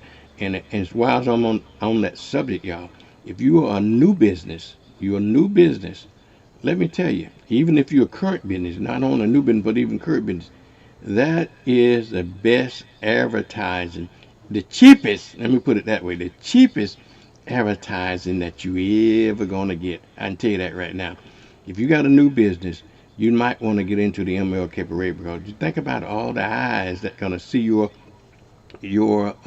business. Okay, not only from downtown, but also from viewing of the television uh, broadcast of it. And the television broadcast is going to be live that day, as well as it's going to be replayed many times between January the 19th and February into February. You're going to be broadcasted and rebroadcast on both TV stations, WBQP TV and Blab TV. So you try to buy TV advertising, radio advertising, and see what the cost of it. $150 won't get you very much, but in the parade, it will. Okay, in the parade, it certainly will get you a lot if you are in the MLK parade. So think about that for a moment. So we are accepting applications, y'all. We are accepting applications for the MLK parade. And while I'm on the subject of the MLK parade, one of the, well, all of the events, if you will, we got a lot of events happening at the MLK parade. We got to have a whole weekend, if you will, MLK parades, MLK activities, including the parade. Okay, the activities including the parade. One of the things we're going to start off, as we usually do, we start the parade off on Thursday nights, y'all. We start on Thursday nights, and with the youth program. Okay, and this year the youth program is going to be on Thursday. I believe it's going to be on Thursday the 15th. I believe that's it. Thursday the 15th of January. All the services this year, last year, the services were held at the Greater Little Rock Baptist Church. And I believe they're going to start rotating the events around this year. And I have been talking, I finally got the correct information. Y'all, this year, services, all the MLK activities is going to be at the Zion Hope Primitive Baptist Church, located at 201 West Leonard Street. Okay, 201. So mark your calendars right now. Okay, mark your calendars right now. The youth program is going to be on Thursday night at 7 p.m. at Zion Hope. The prayer breakfast is going to be at 8 o'clock. I think it's at 8 p.m. For this prayer breakfast on Saturday the 17th. Okay, on Saturday the 17th. And I think the prayer breakfast is only $20. You know, getting breakfast for $20, that's really cheap. But you better get them early. You better get it early, okay? Because that place is always sold out, and that breakfast is always sold out. If you want a table and you want to sponsor a table, the tables are only $160 a table. So y'all get get a hold of Dr. Douglas Young, okay? And he the president of the MLKCCC, the Martin Luther King Celebration Commission, okay? And he can be reached at, Sabrina, more than likely Sabrina, is going to be reached at 850-417-9451, okay? 850-417-9451. And they're going to start that program, I believe, at 9 a.m. Okay, 9 a.m. if I'm not mistaken. No, I'm sorry. Let me correct myself. Now I'm saying I'm thinking something else. It's going to be at 8 a.m. The prayer breakfast is going to be on January 17th at 8 a.m. Now the MLK religious services are going to be held on Sunday, the 18th, okay, at 3 p.m., okay, at 3 p.m. And, of course, the parades are going to start on Monday at 11 a.m., okay. The parades are going to be starting on Monday at 11 a.m. The parades, we're going to have multiple parades in the area. Milton, Florida is going to have a parade. Pensacola will have a parade. And Cantonment will have a parade. So make your schedule for that. So you make sure you can make them all. You can make it around. Now, also, in addition to Milton parade, Milton also have what they call an MLK block party starting at 12 p.m. At, I think it's at the Chester Pruitt Park or somewhere near the churches down there, okay, in Milton, Florida. On Saturday, in addition to all the other activities, on Saturday night, I believe that's going to be December the 17th. I believe it is Saturday, December the 17th. The Living the Dream event is going to be happening, okay? Living the Dream, which is generally held at the Brownsville Community Center, okay? It's just going to be held at the Brownsville Community Center. And so you may want to go ahead and get your ticket for that as well. All right, y'all, so we got a lot of stuff going on the MLK weekend, and we hadn't even talked about what's going on on the Black History Fund. We'll talk about that a little bit later on, what's happening on the Black History Front. But you know, one of the things I did tell you that I want to what I'm doing on this broadcast is just trying to motivate you a little bit. You know, like I say, our mantra here is to educate you, to inspire you, to motivate you, you know, to educate you. And we want you to learn something and want you to be uplifted. This is hopefully this WBQP mantra, where you're talking about WBQP TV, the new WBQP radio. We try to inspire you, we try to educate you, and we try to motivate you. Hopefully that when you listen to us, that you'll learn something along the way, okay? You'll learn something along the way. So I instilled a motivational segment in our program. I instilled a Black History segment in our broadcast as well. And so and that's what we are doing here, okay? That's what we're doing here. So I want to make sure that you get inspired in some way. I gotta find my piece on motivational. You know, we got some motivational stuff that I want to talk about here on this broadcast. So I'm gonna do a motivational piece, okay? And when we come back, we'll talk about it, okay? All right, y'all. Stay tuned and tell everybody that Vernon is on this morning, okay?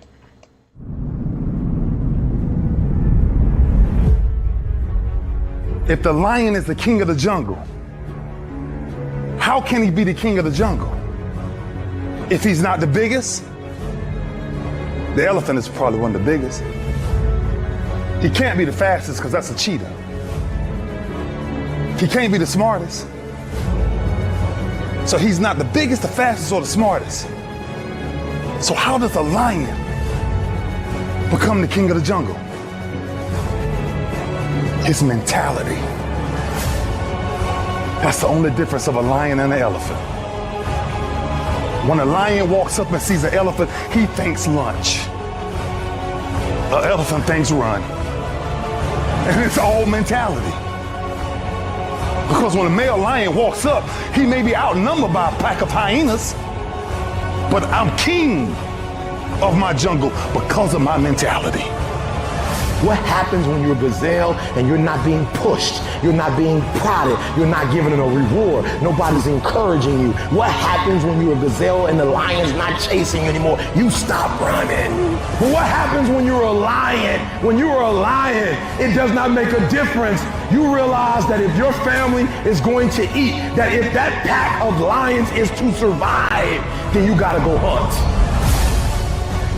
A part of being a beast just ain't eating a gazelle. A part of being a beast is the hunt. It's the hunt that they're excited about. They like to see the gazelles run. Then boom, they take off. Because real lions like to hunt. They love the process just as much as they love the prize. And some of y'all just want to score. You don't like the process. You're not in love with the process. A true hunter's goal is not the prize. A true hunter's goal is to hunt. That's what they live for. They live to hunt. They don't just live to catch it. It's the whole process. When you are a true hunter, you don't go by time. You go by the gazelle. When you are a true hunter, you hunt until you get a gazelle, and you don't stop until you get one. And then you get another, and then you get another, and you get another. If you're going to do what you say you're going to do, be what you say you're going to be, you're going to have to lion me out. You a gazelle, you're going to come up short. You a gazelle, you're going to have an average experience. You a student, I need you in lion mode. You an entrepreneur. Some mobile companies make it hard to get a good deal. But at Cox Mobile, we know there's a better way to save. A smarter way. That's why we run on the network with unbeatable 5G reliability without breaking the bank. You'll pay as low as $30 per line. It's a win-win. Cox Mobile, the smart way to mobile. Looking to start a career or change your current career? Pensacola State College is the place for you. Choose from short-term, high-demand career and technical education programs ranging from commercial vehicle driving to medical assisting. Call 850-484-2000. The State Farm Personal Price Plan helps you create an affordable price just for you. Call State Farm agent Arthur Searcy for your personal price plan today. I remember these. Will I have the money to send my kid to college? Well, that's specific. How long has that been there? 7-letter word for a bank that helps you reach your goals. Synovus. Order for Synovus? Thank you. Are you Synovus? Yes. Are you gonna ask or should I? A solid financial future doesn't happen by chance. Let's talk about your potential today. Joe Morrison Son Funeral Home has been in business since 1913. Hi, I'm David Hawkins, the owner of Joe Morrison Son Funeral Home, saying we are a full-service funeral home. We offer pre-need funeral planning. We have a newly remodeled chapel and conference facility. Stop by and see us today. We have 9 vehicles, all waiting to service you. At Joe Morrison Son Funeral Home, we appreciate your stopping by. On behalf of all of our family here at Joe Morrison Son Funeral Home, thank you so much for allowing our family to serve you. Joe Morrison Son Funeral Home has been in business. Viola's Menswear, 2727 West Cervantes Street, Pensacola, Florida. Gentlemen, fine clothing at an affordable price. Suits starting at $139. Dress, shoes, hats, and accessories. Here at Viola's Menswear, 2727 West Cervantes Street in Pensacola, Florida. Call today at 429-7146, 2727 West Cervantes Street in Pensacola, Florida. I don't care how good you are, I don't care how talented you are. There are some times when things aren't going to go right, and you have to deal with it. You can experience enough pain in life that it can clobber you to the ground, and you believe you can't do it. You believe that this is it for you. No, it's not. Don't you quit. Don't you quit. You do make a difference. You do make a difference.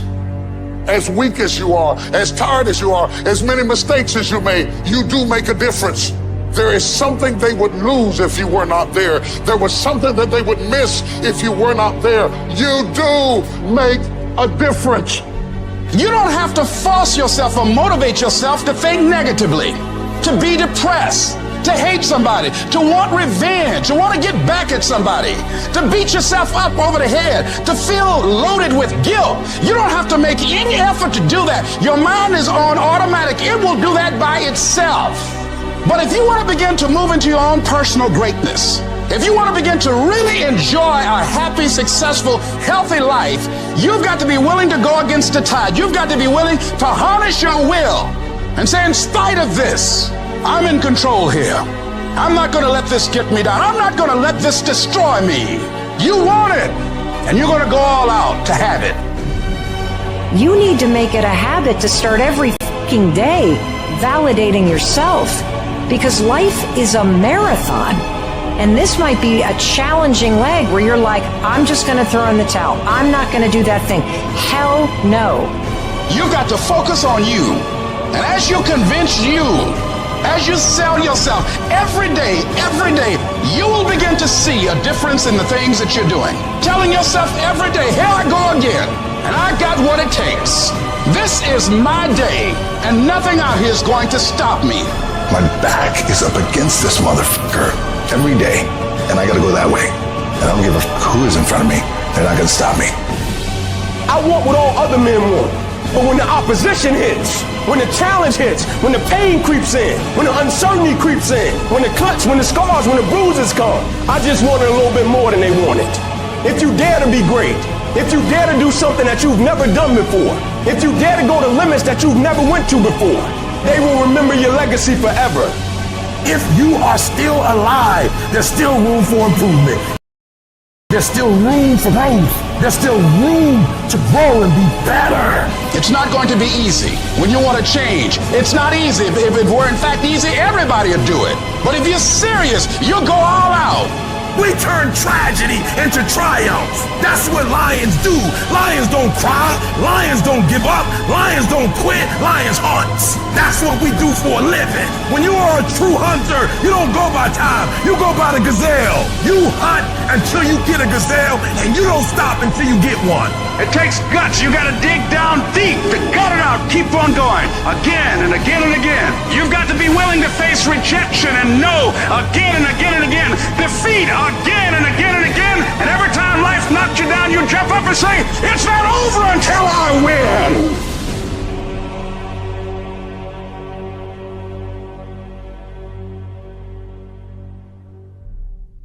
All right, y'all. Don't forget that. It's not over. Don't give up. Please don't give up.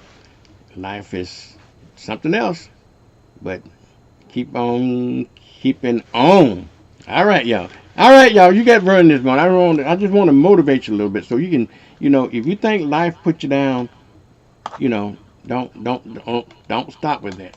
All right, let me tell you this. One of the other features that we are going to instill in our program here, and also like we had with WRNE, we're going to be starting in January. We're going to be starting with J.O. Gaston, prayer perspective. And prayer changes things, y'all. Prayer changes things. So we're going to start this program. And speaking of motivational stuff, J.O. Gaston is one of the most motivational individuals on a spiritual level that I've ever met, locally here.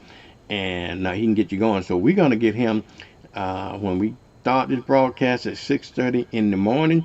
We're going to get him starting in January to get us motivated and started. And plus, we're going to be motivating you throughout the week with his words, with his words of wisdom and everything. So, Don, I tell you, it's absolutely amazing how tough the world is, but we can endure.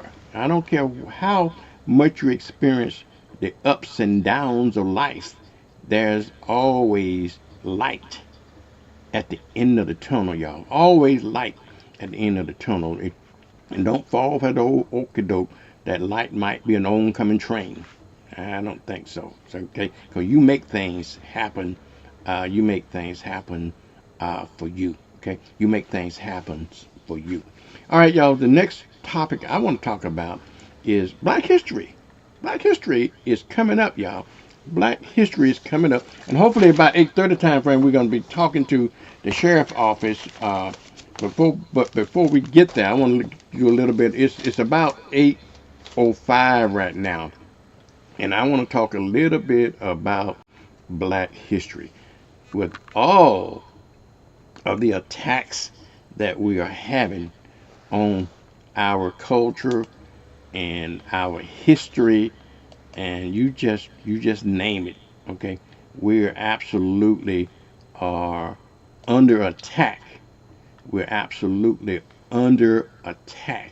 Okay, and so therefore we need to know our history. Dr. Carter J. Woodson, okay, Dr. Carter J. Woodson wrote the book on Black history, if you will. He's the father of Black history, and I believe his first book he was talking about, he wrote in 1915. Dr. Carter J. Woodson wrote a book in 1915 talking about the Black experience, okay? And he issued some weekly publications, okay? He issued some weekly publications trying to educate people on Black history, okay? His name was Dr. Carter J. Woodson, and he invented, I guess, a good what's the name? I guess you want to call it invented, but he created. That's a better word. He created Black History Week in 1926. Okay, he created Black History in 1926. Dr. Carter J. Woodson. So I want you to do some research on Dr. Carter J. Woodson. He was a man that was born after slavery. He was born in 1875, and he died in 1950. But what he did was he made certainly a tremendous impact on the Black experience. He created an organization called the Association for the Study of African American Life and History, and he was the first scholar to study African American history, okay? And so he founded a journal he called the Journal of Negro History back in 1916, and he had been labeled the father of Black history because in 1926 he created what I call the Negro History Month. We wouldn't call Black back then, so we got to keep everything back in perspective. But he created Black history in 1926. And let me tell you why, and it's in February, why he created Black history. And I know everybody say, and white people didn't give us Black history, okay? And it irks me when I hear people saying, and they gave us the shortest month of the year. White folks didn't give us a damn thing. They didn't give us Black history. We already had history, okay? They had nothing to do with this, okay? Dr. Carter J. Woodson created Black history. His decision to celebrate it in Black history was due to the fact that he wanted to honor two great people that had to do a lot with the freedom of Black folks. And that was, one was Frederick Douglass. We're going to talk about Frederick Douglass also at length, so you know who he is. He did a lot of great things back in the late 1800s, and also he did it because of Abraham Lincoln. So Abraham Lincoln and Frederick Douglass' birthdays so happened to fall on into February, and that is the reason he chose February, okay, as Black History to celebrate Black History Week, okay. That was his reasoning for that. Now, fast forward some 20, 30 years later, in the 1960s, a group of students, I believe it was at Kent State University, wanted to expand Negro History Week. And by that time, in the 1960s, okay, we wasn't Negroes anymore. We were Black. And so what they proposed to change Negro History Week, and let's not only celebrate it during the week, but let's celebrate it during the whole month. So they proposed and elaborate to expand Negro History Week to Black History Month. And President Gerald Ford signed the petition in 1974 to expand Black history to expand Negro History Week to Black History Month. And we have been celebrating Black History Month all ever since then. Now, and just basically by decree, and it makes me nervous if Trump ever find out that that was a presidential decision, which he can, and I don't see why they allow you to do that to reverse other presidential orders, but he can. And once he find that out, so you got to be careful. We may not be celebrating Black history on a national basis anymore. So if that fool has anything to do with it, but regardless of that, even before he came into office, even before we had those, thanks to Dr. Carter J. Woodson, we celebrated our own history, and that's what I'm advocating now. Let's celebrate our own history. We don't need anybody's Black history to depend on anybody to celebrate our own Black history. Let's do that ourselves. And as I started out with, because of the attacks on Black history and diversity and inclusion and all of that good stuff, and DEI and affirmative actions and all that great stuff, it's up on us. It's incumbent upon us to educate our kids. We got to go back to where we started from. All right. And remember, back in Africa when we had history, they had what they call the griots. You need to study that now. And now I want to have Walter Gully. Walter Gully is a student of Black history. He was on yesterday, and he's very knowledgeable on that. But I want to have him to talk about the griots. Griots back then was just storytellers. Okay, just storytellers. They passed history down through oral history and so forth. We didn't have written history, but we had oral history. And so now, with the banning of the books and so forth, we still have to teach our children about history and about, that kind of stuff. So if we got to do it by oral history, we got to do it, write our own books and so forth. And in this time for our own independence anyway, why do we need to depend on anybody else for us, okay? If they banning the books, I always tell them, if the school board is banning books on Black folks, well, let's go down and get those books. Now, don't let them burn them. Don't let them burn them, but go down and let's create our own Black library, if you will, okay? And now, Nicole Dixon has the very closest thing to our own Black library down at the Real Women's Radio. Okay, she has a coffee shop that has all kinds of Black books. Thanks to Miss Georgia Blackman. Miss Georgia Blackman, that's a little bit of Black history, local Black history, if you will, since we're on the subject of Black history. And I'm gonna have Robin Richard on to talk about our local Black history. Okay, but Mrs. Georgia Blackman was one of the very first people in Pensacola to have a Black history bookstore. Okay, if you can remember that. Since then, Miss Nicole Dixon at the Real Women's Radio, she created the Real Women's Radio. Hats off to her. And she has a coffee shop. I forgot what the coffee shop is, right there in the same building with the radio station. And she has a bookstore, a Black bookstore with a whole array of Black books that you can buy or you can check out and read while you're there. It's kind of like an internet cafe. So you can read your book while you're there. You buy your coffee, enjoy yourself. So if folks want to ban books, donate them. Don't ban them. Don't burn them. If you don't want them in your library, donate them to Black folks. Donate them to Nicole. Let's start an initiative. Okay, we need to start an initiative to start our own Black library, our own Black cultural library, and get those those banned books. Put them in our library. That's what I'm advocating for, y'all. So if that sounds crazy to me, help me out. I got a lot of crazy ideas nobody seems to care about but me. Okay, care about but me. And one of my other crazy initiative is also renaming the street in Lincoln Park, Ontriner Street.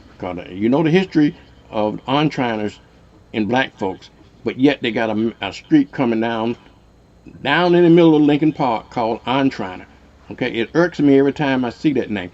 I think we should put a campaign on to rename that street after Dr. H.K. Matthews. Okay, that's my initiative.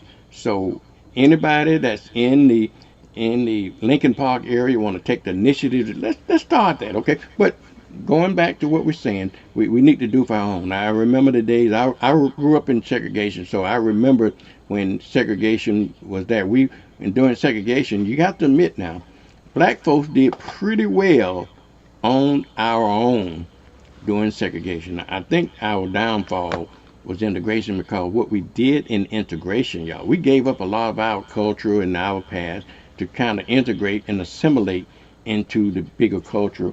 And it's okay to do that. I'm not saying that's wrong to do it. What I'm saying is, but we still should have held on to our own culture and our own heritage and everything like that. Okay, I really do feel that way about it. So that's my spiel on Black History. Black History is coming up in February, so we want to make sure we celebrate Black History in February. But I think we should celebrate Black History 365 days a year. Okay, we should teach Black History 365 days a year, and that is exactly what I'm doing at WBQP TV and WBQP Radio. Okay, is that I got a segment of Black History. If you ever looked at, I know most of you don't, I'm probably not good enough for you because I'm not Channel 3 or somebody like that, but if you drop your pride and start watching WBQP, you will find that after every show, not every show, but majority of my shows that I do on WBQP, we have regular shows. I got a national network called the National Black Television Network. We play normal shows like everybody else. We do the Samson Sons. We do, they got a good original program. We get good program. But after every show, I do a segment of Black History. Okay, I do a segment of Black History in those shows. So for me in WBQP TV and WBQP Radio, Black History is a 365-day thing and that's what we should be teaching. Black History 365 days a year, y'all. 365 days a year. So, but given that, I also instilled a Black History segment into this program, okay?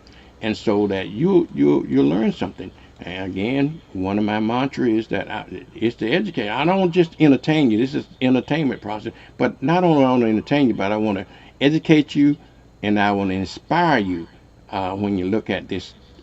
You got to look at WBQP. All right, y'all, let's go to a Black History moment.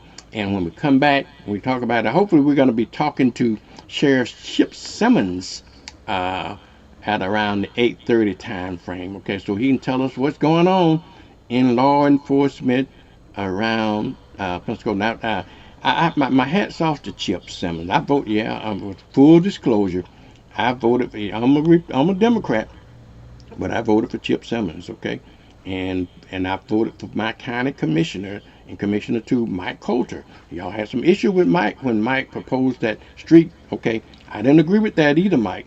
But I agree with Mike because Mike is a great, decent man. I support him. He's been probably one of the best commissioner in my district I've seen, so I support him. But anyway, hopefully I said all to say that when we come back after the Black History segment and after the commercial break, hopefully we'll be talking to our illustrious sheriff, Chip Simmons. He used to be the city chief of Pensacola, the chief of police of Pensacola, Florida. So we got a lot of history with Chip, and our community has a great relationship with law enforcement, unlike it was years ago. Okay, but anyway, let me go to my Black History segment, and we'll be right back, y'all.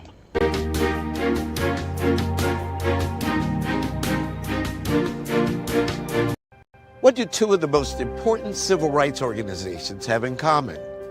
Meet Ella Baker, the brilliant black woman whose ideas and careful grassroots organizing helped give birth to Dr. King's Southern Christian Leadership Conference and to the Student Nonviolent Coordinating Committee. For this reason, Ella Baker is reverentially known as the mother of the Civil Rights Movement. Born in Virginia in 1903, Ella Baker was educated at Shaw University before moving to New York City in 1927. By 1930, she'd started organizing. Ella Baker joined the NAACP in 1940 and helped young leaders find their voice and their leadership capacity. And one of those people was Rosa Parks, someone we all know. Ella Baker was also recruited by Martin Luther King to help run the Southern Christian Leadership Conference, which was helping to build the civil rights movement. Then in 1960, a group of black college students were denied service at Woolworth's segregated lunch counter in Greensboro, North Carolina. In an act of nonviolent protest, the students refused to leave, inspiring similar sit-ins across the South. Ella Baker left SCLC to help a group of young people form the Student Nonviolent Coordinating Committee. I remember Miss Baker saying, many of you are from some of the quote-unquote best schools in the country, so when you go into rural areas, don't go in there thinking you're going to lead the people. Find out what the people want.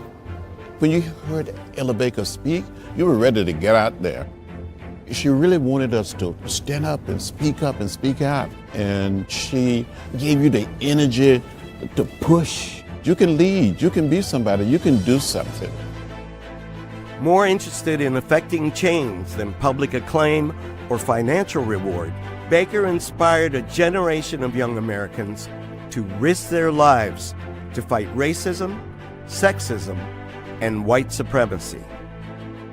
Simply put, the mother of the civil rights movement had many children, and we are her heirs.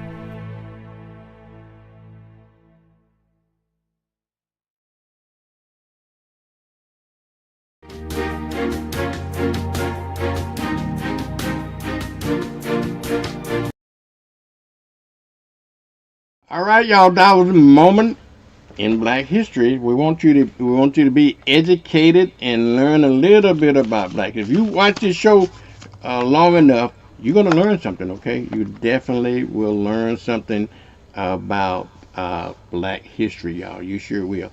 All right, y'all, at 8:30, in just a few minutes at 8:30, we're going to, hopefully we have the Sheriff Chip Simmons on. But I want to get back to reminding you about the registering for the MLK Parade, y'all. We want you to register for the MLK Parade. It certainly is important that you get registered. And I need to talk about the importance, if you will, of registering for the parade, y'all. Parade is not free, okay? And the MLK Committee and the MLKCC is a non-profit organization.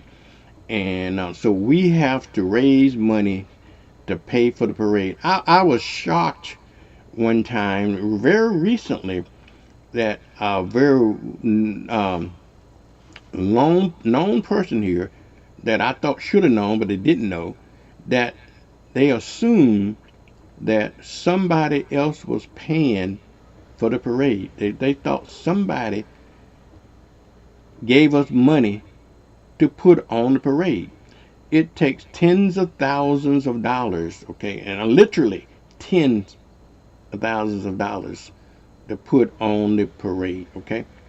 And we depend on the entry fees of the parade, and that's why we want you to don't put it off to the last minute. I know a lot of you want to put it off to the last minute for the parade, but we actually need, and there's no profit to be made, and we are as a non-profit organization, we can't make profit anyway. But if any excess money that we have for the parade, we usually donate it to a scholarship, or lately though we didn't have enough money to donate to scholarship. We either just had just enough money to cover expenses, or we had a shortfall. But if we have anything left, what we do is just save it in the bank until the next year parade. It certainly is not going to be very much money left over. And let me give you an example of what I'm talking about, okay? and we have to raise money for the parade. I'm one of the things since I got involved with the parade. Did you know? Did you know we pay about $4,000 just to have porta potties, $4,000 just to have porta potties in the parade. That's just one expense, okay? One expense. We have to pay the city fees for permits for the city. You know, we used to now to the city's credit, and to the city's credit, we used to get some courtesy from the cities, but lately the city is now charging an additional $2,000 fee to have parades, and the reason they do that is because the city has to spend hundreds of thousands of dollars to put on parades. They got an expense too. And you say, well, where the money goes? Where the money go? Well, the city has to. Number one, it's a holiday. When you got employees on the payroll for the holiday, then you have to pay holiday pay along with their normal pay. And they have to put, all those folks that put up the barriers and all that other kind of stuff, expense that goes in that. So certainly we understand that. And so therefore they're passing the cost on to us. So we have to pay that fee. We have to pay fees to the state of Florida and the Department of Transportation to close the road. You think we closing the road for free? No, we don't close the road for free at all. We have to pay a hefty fine, not a fine, but a hefty fee to close the road to use the parade for that 3 hours, okay? That's an expense. We have to pay for insurance, okay? Liability insurance. That's a good cost of what we're paying for liability insurance, okay? There are so many other costs is associated with the parade that I can't think about. You have to have golf carts to get around. They have to have radios to communicate with. All that has to be paid for. It's absolutely amazing the expense we have to go through, but it's worth it. It's worth it. We got people, we make enough money to do the parade. That has been a time that we made excess money and we was able to donate the excess money to scholarships, but that has not been the case in the last 5 or 6 or 7 years now, okay? Because we hadn't had the level of participation in the parade that we used to have. And that's okay, but as long as the parade pays for itself, okay, as long as the parade pays for itself, we are absolutely good with that. But we need your help. We need you to go ahead and register the parade, because we rely upon the monies that you register for your floats and your entries and your walk-ins and stuff like that, or your cars. We depend on that money to pay those expenses, okay? We depend on the monies to pay those expenses. So please register the parade. Please register early. I believe that, and that's why we put a deadline on it, so we can have enough money to cover all the expenses on it. But when you pass that deadline, we always extend the deadline. And oftentimes when we extend the deadline, we don't even charge you extra for it. Most folks, if you get past the deadline, you have to pay something extra for it, okay? You got to pay extra if you don't sign up by it's just like selling tickets to the concert, right? $30 in advance, and if you don't buy it before time, at the door it's $35. It's the same thing. But the MLK parade don't do that, okay? I haven't done that. And I thank goodness for Michael Keenan. Michael Keenan, he don't believe in that, okay? So he's a parade chairperson, he's a parade man, so he doesn't think it's right. As long as we get people registered for parade and we get pushed back. And I understand why some people are late, but just tell everybody, just if you can register early for the parade, you can go online to register, you can call the MLK hotline. Let me put the hotline number up there again, okay? We got a hotline number that we want to you to call for the MLK parade to get registered for the parade itself. Also, on the other way we make any revenue is through the vendors, okay? The vendors that set up around the MLK Plaza during the parade. If you got a vendor's truck, or you got a hot dog stand, or whatever you want to do, the fees, it used to be $50. We had to raise the fees to $100 so we can cover the expenses of the parade. And like I said, I just gave you some examples of the kinds of expenses that we go through that normally people don't know about. These are the behind the scene costs and behind the scenes stuff that we have to do that people don't know that we charge, that we what we have to pay for the parade. And so if you get registered early, it most certainly will help us with funding the MLK parade, and we want to continue to do that as we go along here. So you make sure that you tell any and everybody, okay, tell any and everybody that the parade is going to be on January the 19th. Get registered early for the parade, and so that we can have a great parade. It's about 8:30 time frame, and we got our illustrious sheriff on, Sheriff Chip Simmons. Good morning, Chip. How you doing this morning? I'm doing well. How you doing, Vernon? I am well. Let me get you on the air here. Let me get all this other stuff off, including myself. There you are.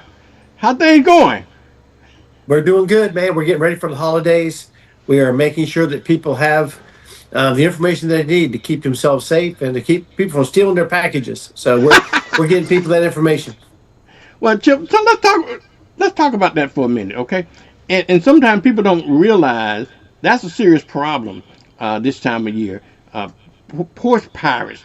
What can we? Number one, what can we do to help prevent that? I know your job is to try to catch them, but how can the individual do to help prevent porch piracy? Well, yeah, we talked a lot about really it's just some common sense measures. You can ask them. First of all, get your package as quickly as you can. If you know you got a package coming, especially one that has some expense to it, pick up that package or have someone that you trust pick up that package as quickly as you can if you're going to be working all day long.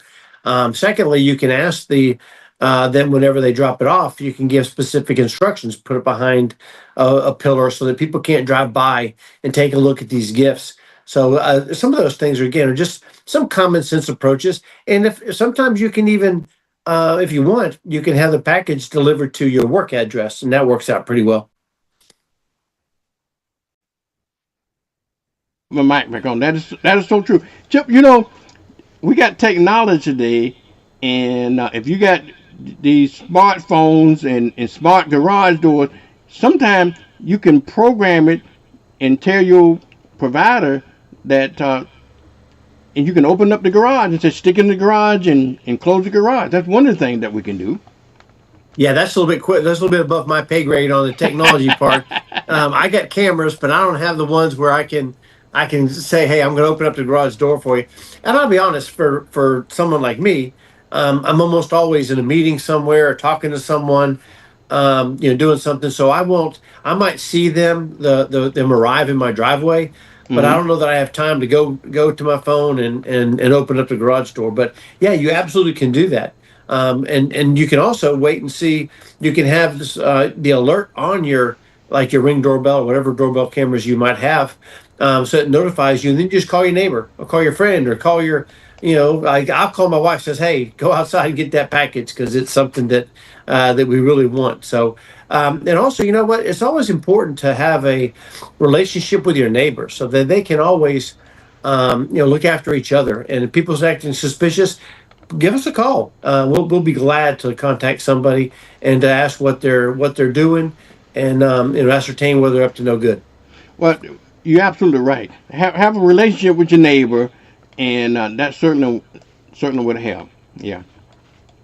Yeah. So again, that's what we're doing. It's happened since Thanksgiving, really, and we're just also, Thanksgiving we had a shooting, and luckily it was not a fatality, but we had a shooting with some friends that I gathered for Thanksgiving. And it's just crazy to me that people can't get together and enjoy the season when you're supposed to be glad to see your relatives and your friends you might not have seen in a while. And so we're also recommending that people will be patient, right? Let's not overindulge, and so you can have an uneventful with regards to criminal activity, an uneventful holiday season, because we got Christmas and we got New Year's right around the corner, and so we just want to make sure we remind everyone, don't let a split second decision with your life, but also mess with the holiday season itself. Yeah, Chip, is it true that crime kind of spiked this time of year? Certain crimes do. I mean, we just talked about the packages and thefts and stuff, and there are people that are trying to take advantage of people. There are people that will try to break, car burglaries whenever kids are out of school. Unfortunately, that we have an uptick in our car burglaries. We made arrests earlier this week about three. We arrested three. We're looking for one more. Three young men that were stealing cars, and they had guns, and we ended up arresting them and seizing the guns. One of which was stolen that very morning. So we have a spike in our car burglars. We have a spike in our thefts, and specific. And we also have a spike, sadly enough, in our domestic calls, as I just mentioned. We have families sometimes can't get along, and they drink too much, and they decide that they're going to take it out in a violent manner, and that's not cool, and we're not gonna tolerate that. So again, there is a spike in it, and just something we've been dealing with for years, ever since I've been in law enforcement. Yeah, and unfortunately, and I think from a law enforcement point of view, the domestic violence thing is one of the dangerous things for officers to interfere with.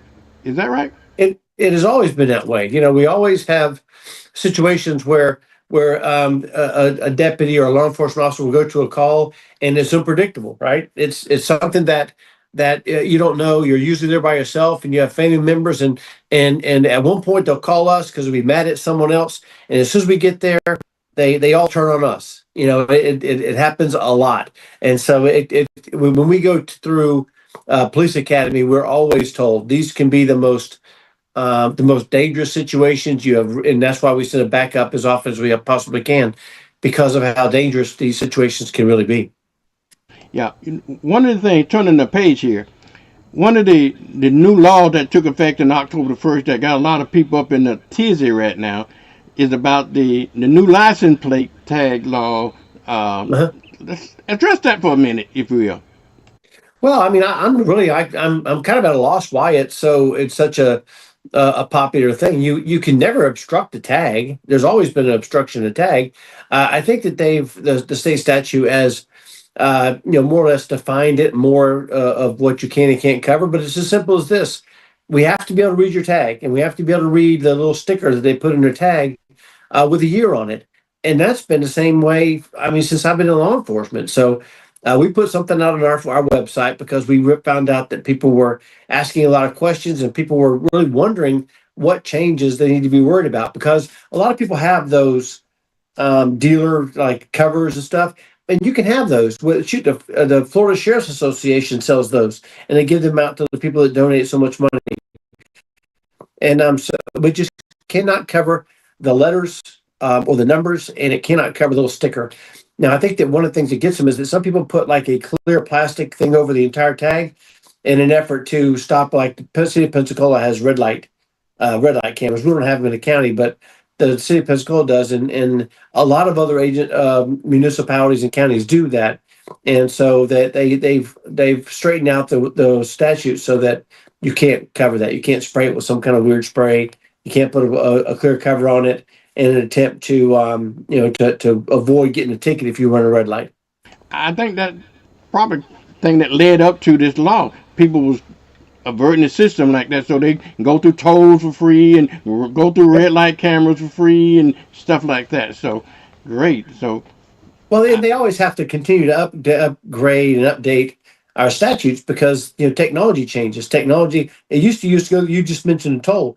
You used to have to stop and give them $1 or two, right? And now you just zip on through and they get your tag, and they or a sun pass.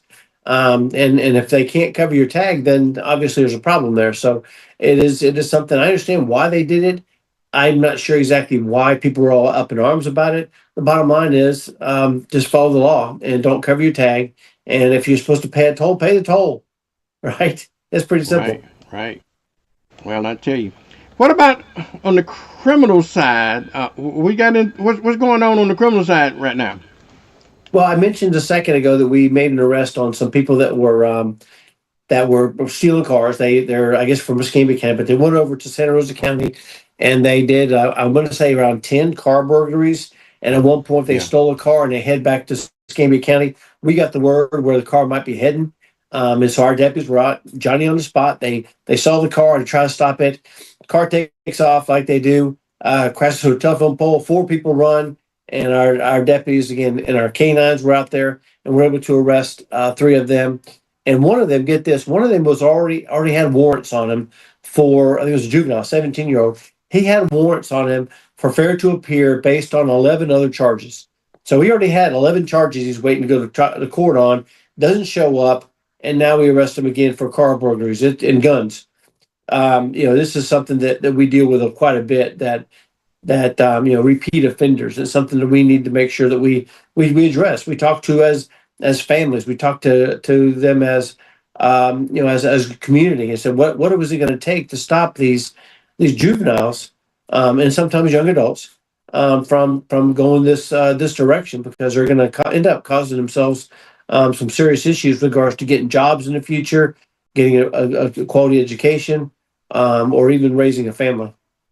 That kind of reminded me of an old joke one time about the cop, the guy that outran the cop, and that before the days they had radio. Once they got radios, then they said you might outrun me, but you can't outrun Motorola. So people have to remember that. Well, yeah, I mean you can't run technology, and that's making things a little bit better for law enforcement. I tell people a lot of times that as a sheriff's office and law enforcement in general, we've never been more capable than we are right now. We talked about license plate readers. Cameras have always been around. We've always had cameras in banks and in the mall and stores and jewelry stores. You've always had cameras. Now you have so many cameras. Excuse me. You have so many cameras in people's homes that we used to canvass the neighborhood by knocking on the door and say, "Hey, did you see anything suspicious?" And now we're saying, "Hey, do you have a camera? I notice you got some security cameras. Can you look and see if you might have caught something overnight or the wee hours of the morning?" And so things are, as I mentioned earlier, we've never been more capable as an agency here in Escambia County with regards to manpower, regards to technology, in regards to enforcement and engagement. So things are going good. What about you talking about technology? Y'all got some technology now that you can hear gunshots. Talk about that technology. What's your Shot Spotter program, and what it is it's microphones that will or the ability to identify a gunshot. Actually, the Shot Spotter program was funded through a state grant, right, for 3 years in a row, and now the governor vetoed that for the next year. So we don't actually have that right now, but it is something that we just added to our real-time crime center. So it's not going to affect us that much, because we're oftentimes there pretty quickly anyway. It was something that if you're going to pay for it, if we didn't have to take it out of our budget and we didn't have to take it out of our personnel budget, then we would certainly welcome it. But it was just another piece of that technology puzzle that I spoke of earlier, where it's cameras that are tied to ShotSpotter program, tied to sometimes there are people's home security cameras that we can't access those, but we can. They do let us know that they have cameras, and then we can email them and they can check their cameras themselves. So all these things work together in what we call our real-time crime center, and it works out. And so far, it's working out very well. I talked to my partners in law enforcement and other sheriffs in the state of Florida and throughout the country, and we talk about it being a game changer with regards to to crime. We're working another case now. We may be able to solve it here shortly. Whereas we're taking this piece of video and that piece of video, and we put them together and with good police work, and then ultimately we can make an arrest on some very serious charges, very serious crimes. In some cities and some municipalities, they got what they call a central kind of camera unit. Do we have that in Escambia County? That you got a central system that you can monitor cameras around the city and around the county? We have a real time crime center right here in the sheriff's office, but there's also the for roadways. Canby County has one where they partner with the state on traffic flow cameras and stuff like that. So you get both of them working. I say in conjunction with each other, but they're both working for specific reasons. One is again to aid in traffic flow and the timing of lights and that sort of thing. And then you got the one that we have where we have real time feeds from our various license plate readers, from our various cameras that we have, and then from we have a partnership with the city of Pensacola, the mayor's office, and the city of Pensacola has actually embedded a couple of employees here in our real time crime center. So we do have that, and the county has that as well on with regards to traffic flow. All right, let's talk about this. Talking about new laws. They just passed a super speeder law, and I just reading and reported this morning about some fool driving on Highway 29, right about 9 miles, done 102 miles an hour. Talk to us about this new super speeder laws and what we can expect, what the fines are, and people don't do something as silly as that. Yeah. A super speeder. It's called that because it's someone that's not just speeding, they're super speeding, right? They're going 50 miles an hour over the speed limit, or they're going 100 miles an hour. And when you're going 100 miles an hour, I understand cars are better than they used to be, but you can't control what darts out in front of you, especially up there on 29, like this gentleman was going. You could have a deer, you could have a wild animal, a dog, a cat, anything, and your reaction time is a lot less whenever you're going 100 miles an hour. This is not NASCAR. This is not Indy 500. Our cars aren't designed, our roadways are not designed for an individual to go 100 miles an hour. So the legislature has enacted this law. And here's the thing, you mentioned fines. You can go right to jail. A lot of times people think I'm just going to get stopped and get a ticket. But if you're, in this case, you're talking about the highway patrol got him. You can see there's a mug shot, because when you're doing over 100 miles an hour, they put the cuffs on you and you go straight to jail. Don't pass go. You go straight to jail, and that's some very serious ramifications for speeding. But think about that: you're putting yourself at risk, you're putting the people that are in your car at risk, and you're certainly putting other drivers at risk when you're going that fast. And it doesn't. I mean, how many days do we go without hearing of a serious crash or even a fatality? And so something's got to give. We have to start, as a community, and as all of us driving on our roadways, we have to make the decision that we're gonna be more concerned about safety than what we've been in the past. So I think it's a step in the right direction. We haven't made an arrest on super speeder, but clearly they're here in Escambia County. And the Florida Highway Patrol, obviously, they're tasked with a lot of traffic enforcement while we're answering other calls for service typically. So it's we haven't made any, but we certainly will. And if you're doing 100 miles an hour, we're going to put you in jail. Chip, I know under your leadership, and I'm not sucking up to you, but these are facts of facts. You have been so involved in the community. I can remember, Chip, when I came here in 1972, that was a commodious relationship between the black community and the sheriff office. And under your leadership, you always involved in the community. You everywhere. What you got on the agenda for the Christmas holidays, and tell us y'all's involvement for Christmas. Well, you'd think that we'd have like a little bit of a break during the holidays, but today we do our annual shop with a cop. So we work with the school district, and they provide us with names of kids that might be, their families might be struggling a little bit, and they might otherwise not have the Christmas that we can help them with. So today here at the sheriff's office, we're going to have shop with a cop at 3:00. And again, we've decorated our room downstairs. We've decorated the hallway. And it's our opportunity to do our best and to see the faces of the children that are getting a gift again that they might not otherwise have. And secondarily, we have, you have a coffee with a cop. Now we're having a cocoa with a cop on Monday at Starbucks over on the west side. And again, that's our opportunity to say, we may not have a bunch of people there, but we are there if you want to ask us a question. We're there, to your point, because we want to engage. I want to know what people think. I want to know the areas of concern that people have, so that I can make sure that I can adjust whatever we're doing. Because I'm very proud to be the sheriff of Escambia County. I'm very proud of what we do, but we're not perfect. So let's look for ways where we can continue to get better and better. One of the programs that you instill to help prevent crime. And one of my favorite things is your Wheel of Criminals, or whatever you call that. Wheel of Wheel of Fugitives, Fortune yeah. is one of my favorite TV shows, and it's one of my favorite things to play at the casino. I want you to have your PR folks to start sending those clips. If you don't have an exclusive agreement with somebody, to send the chip to WBQP so we can play those clips as well, because I think that'll help prevent more crime in the community.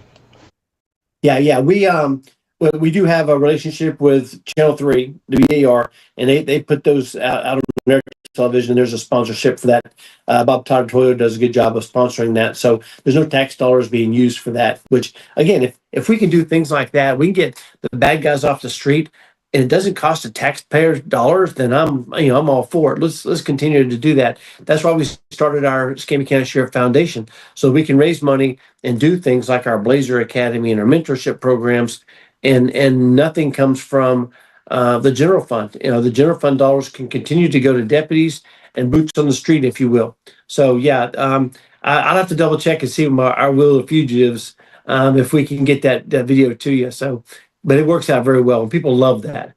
Okay. Now, one other thing, and don't let you go, that I think you're doing, and that you're saving taxpayers money, but you're changing the color scheme on the cars, which makes a lot of sense to me, because instead of painting the whole car green, which you have to pay out of your funds to do that, you can save money. Talk to us about the changing of the color scheme on the cruisers. Yeah, I'm a fan of history, and I like the traditional look of things, but we really haven't had, with regards to the sheriff's office, a traditional color scheme. It has to be green and white. That's by statute. That's all it is. And what we had is the front was green and the roof was green. The rest of it was white, and you had sheriff on the side, which was fine. But the problem was it was costing us $2,000 each car to paint those portions of it green, and then secondarily, it was taking us a couple more months to get those cars in, because it just is so much worse, much more difficult to get the new car. So we changed the scheme to white, and we're able to get the cars quicker, save taxpayer dollars, and I think it looks pretty good. Yeah. Well, I got one other pet peeve. I'm gonna let you go then. You got a promotional car. You got a '57 Chevrolet, right? You remember what I'm talking about? Yeah. It has a blue light on it, Chip. Right.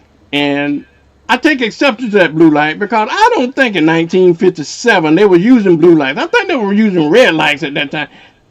Am I wrong about that? You were correct. What we had to do is, the light is actually a light from one of our cruiser cars from the 60s, but this is the only light we had, and I couldn't get a light. With the other ones had the two red lights, to your point, and that's where what we were working on. But we actually tried our best to get it to resemble what a cruiser car would look like, because there are very few pictures. And back then, the sheriff's office had a road patrol. One of you probably don't remember it, but they had a road patrol. I do. There was a triangle thing on the side. I wanted it to look like a car would have looked if we had the money, right? And so the foundation purchased the car, no taxpayer dollars, and you were correct. The light was not blue; the light would have been red. But we actually had that big old bubble gum light, and it was from one of our old cruiser cars. And I wanted something that we actually used in service here in Escambia County on that car, and that's why we went with that blue light. All right, folks, this is our sheriff, Chip Simmons. Chip, you got anything you want to wrap it up? No, I appreciate the opportunity to come and talk to the people. We are available. Cocoa with a Cop on Monday. Come see us early in the morning. Y'all take care. My mic. Okay, thank you so much, Chip. We appreciate you, and we'll see you next Friday, okay? All right, y'all take care. All right, you too now. All right, y'all, that's Sheriff Chip Simmons on the Escambia County Sheriff Office. It's not the Sheriff's Department, not the Sheriff's Office, okay? All right, y'all, it's time. I had, I believe, I don't know whether I got time. I don't have time right now, but I had Reverend Don Harris was going to call and talk about the parade, but I got to get out of here, y'all. So my time is about up. But we'll get him scheduled to talk about the vendors for the parade and so forth. Okay, I gotta go. I'll see you next week. But I want to leave here with a Black History moment, okay, if you will, to get me a Black History moment, and I'll see you on Monday. Let me tell you now, on Monday, we are going to be here Monday and Tuesday, and we're going to be off Wednesday, which is Christmas Eve and Christmas Day, but we'll be back next Friday, 1 week from now. And I want everybody to go out, because you only got 4 or 5 days, shopping days before Christmas. Do what you need to do and have a safe Christmas, and know that we love you, and I'll see you next week. Okay, on Monday.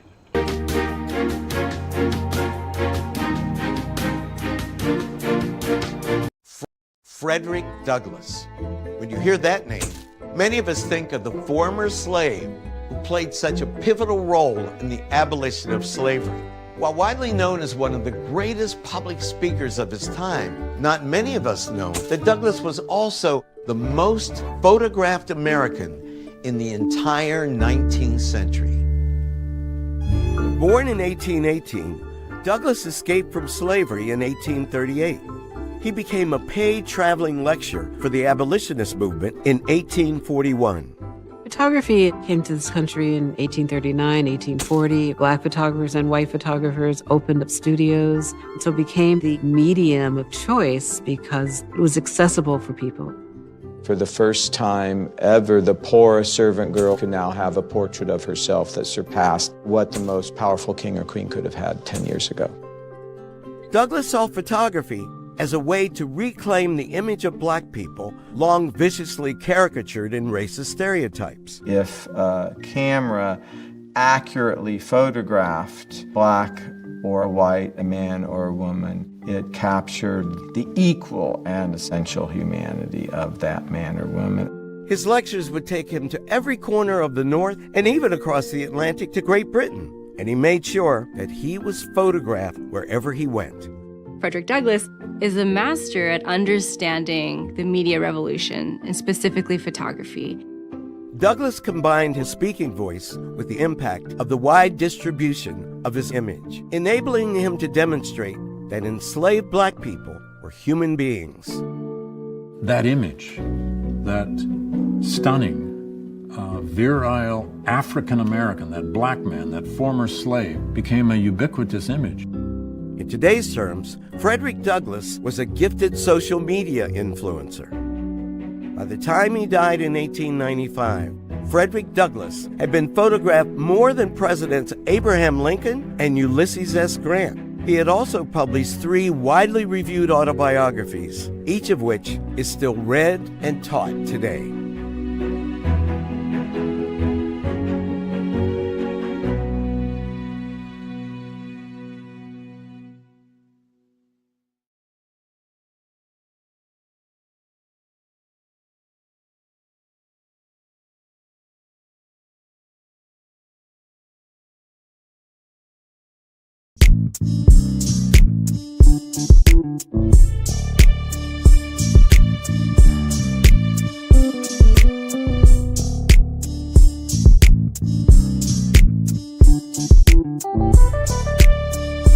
Who made this beat?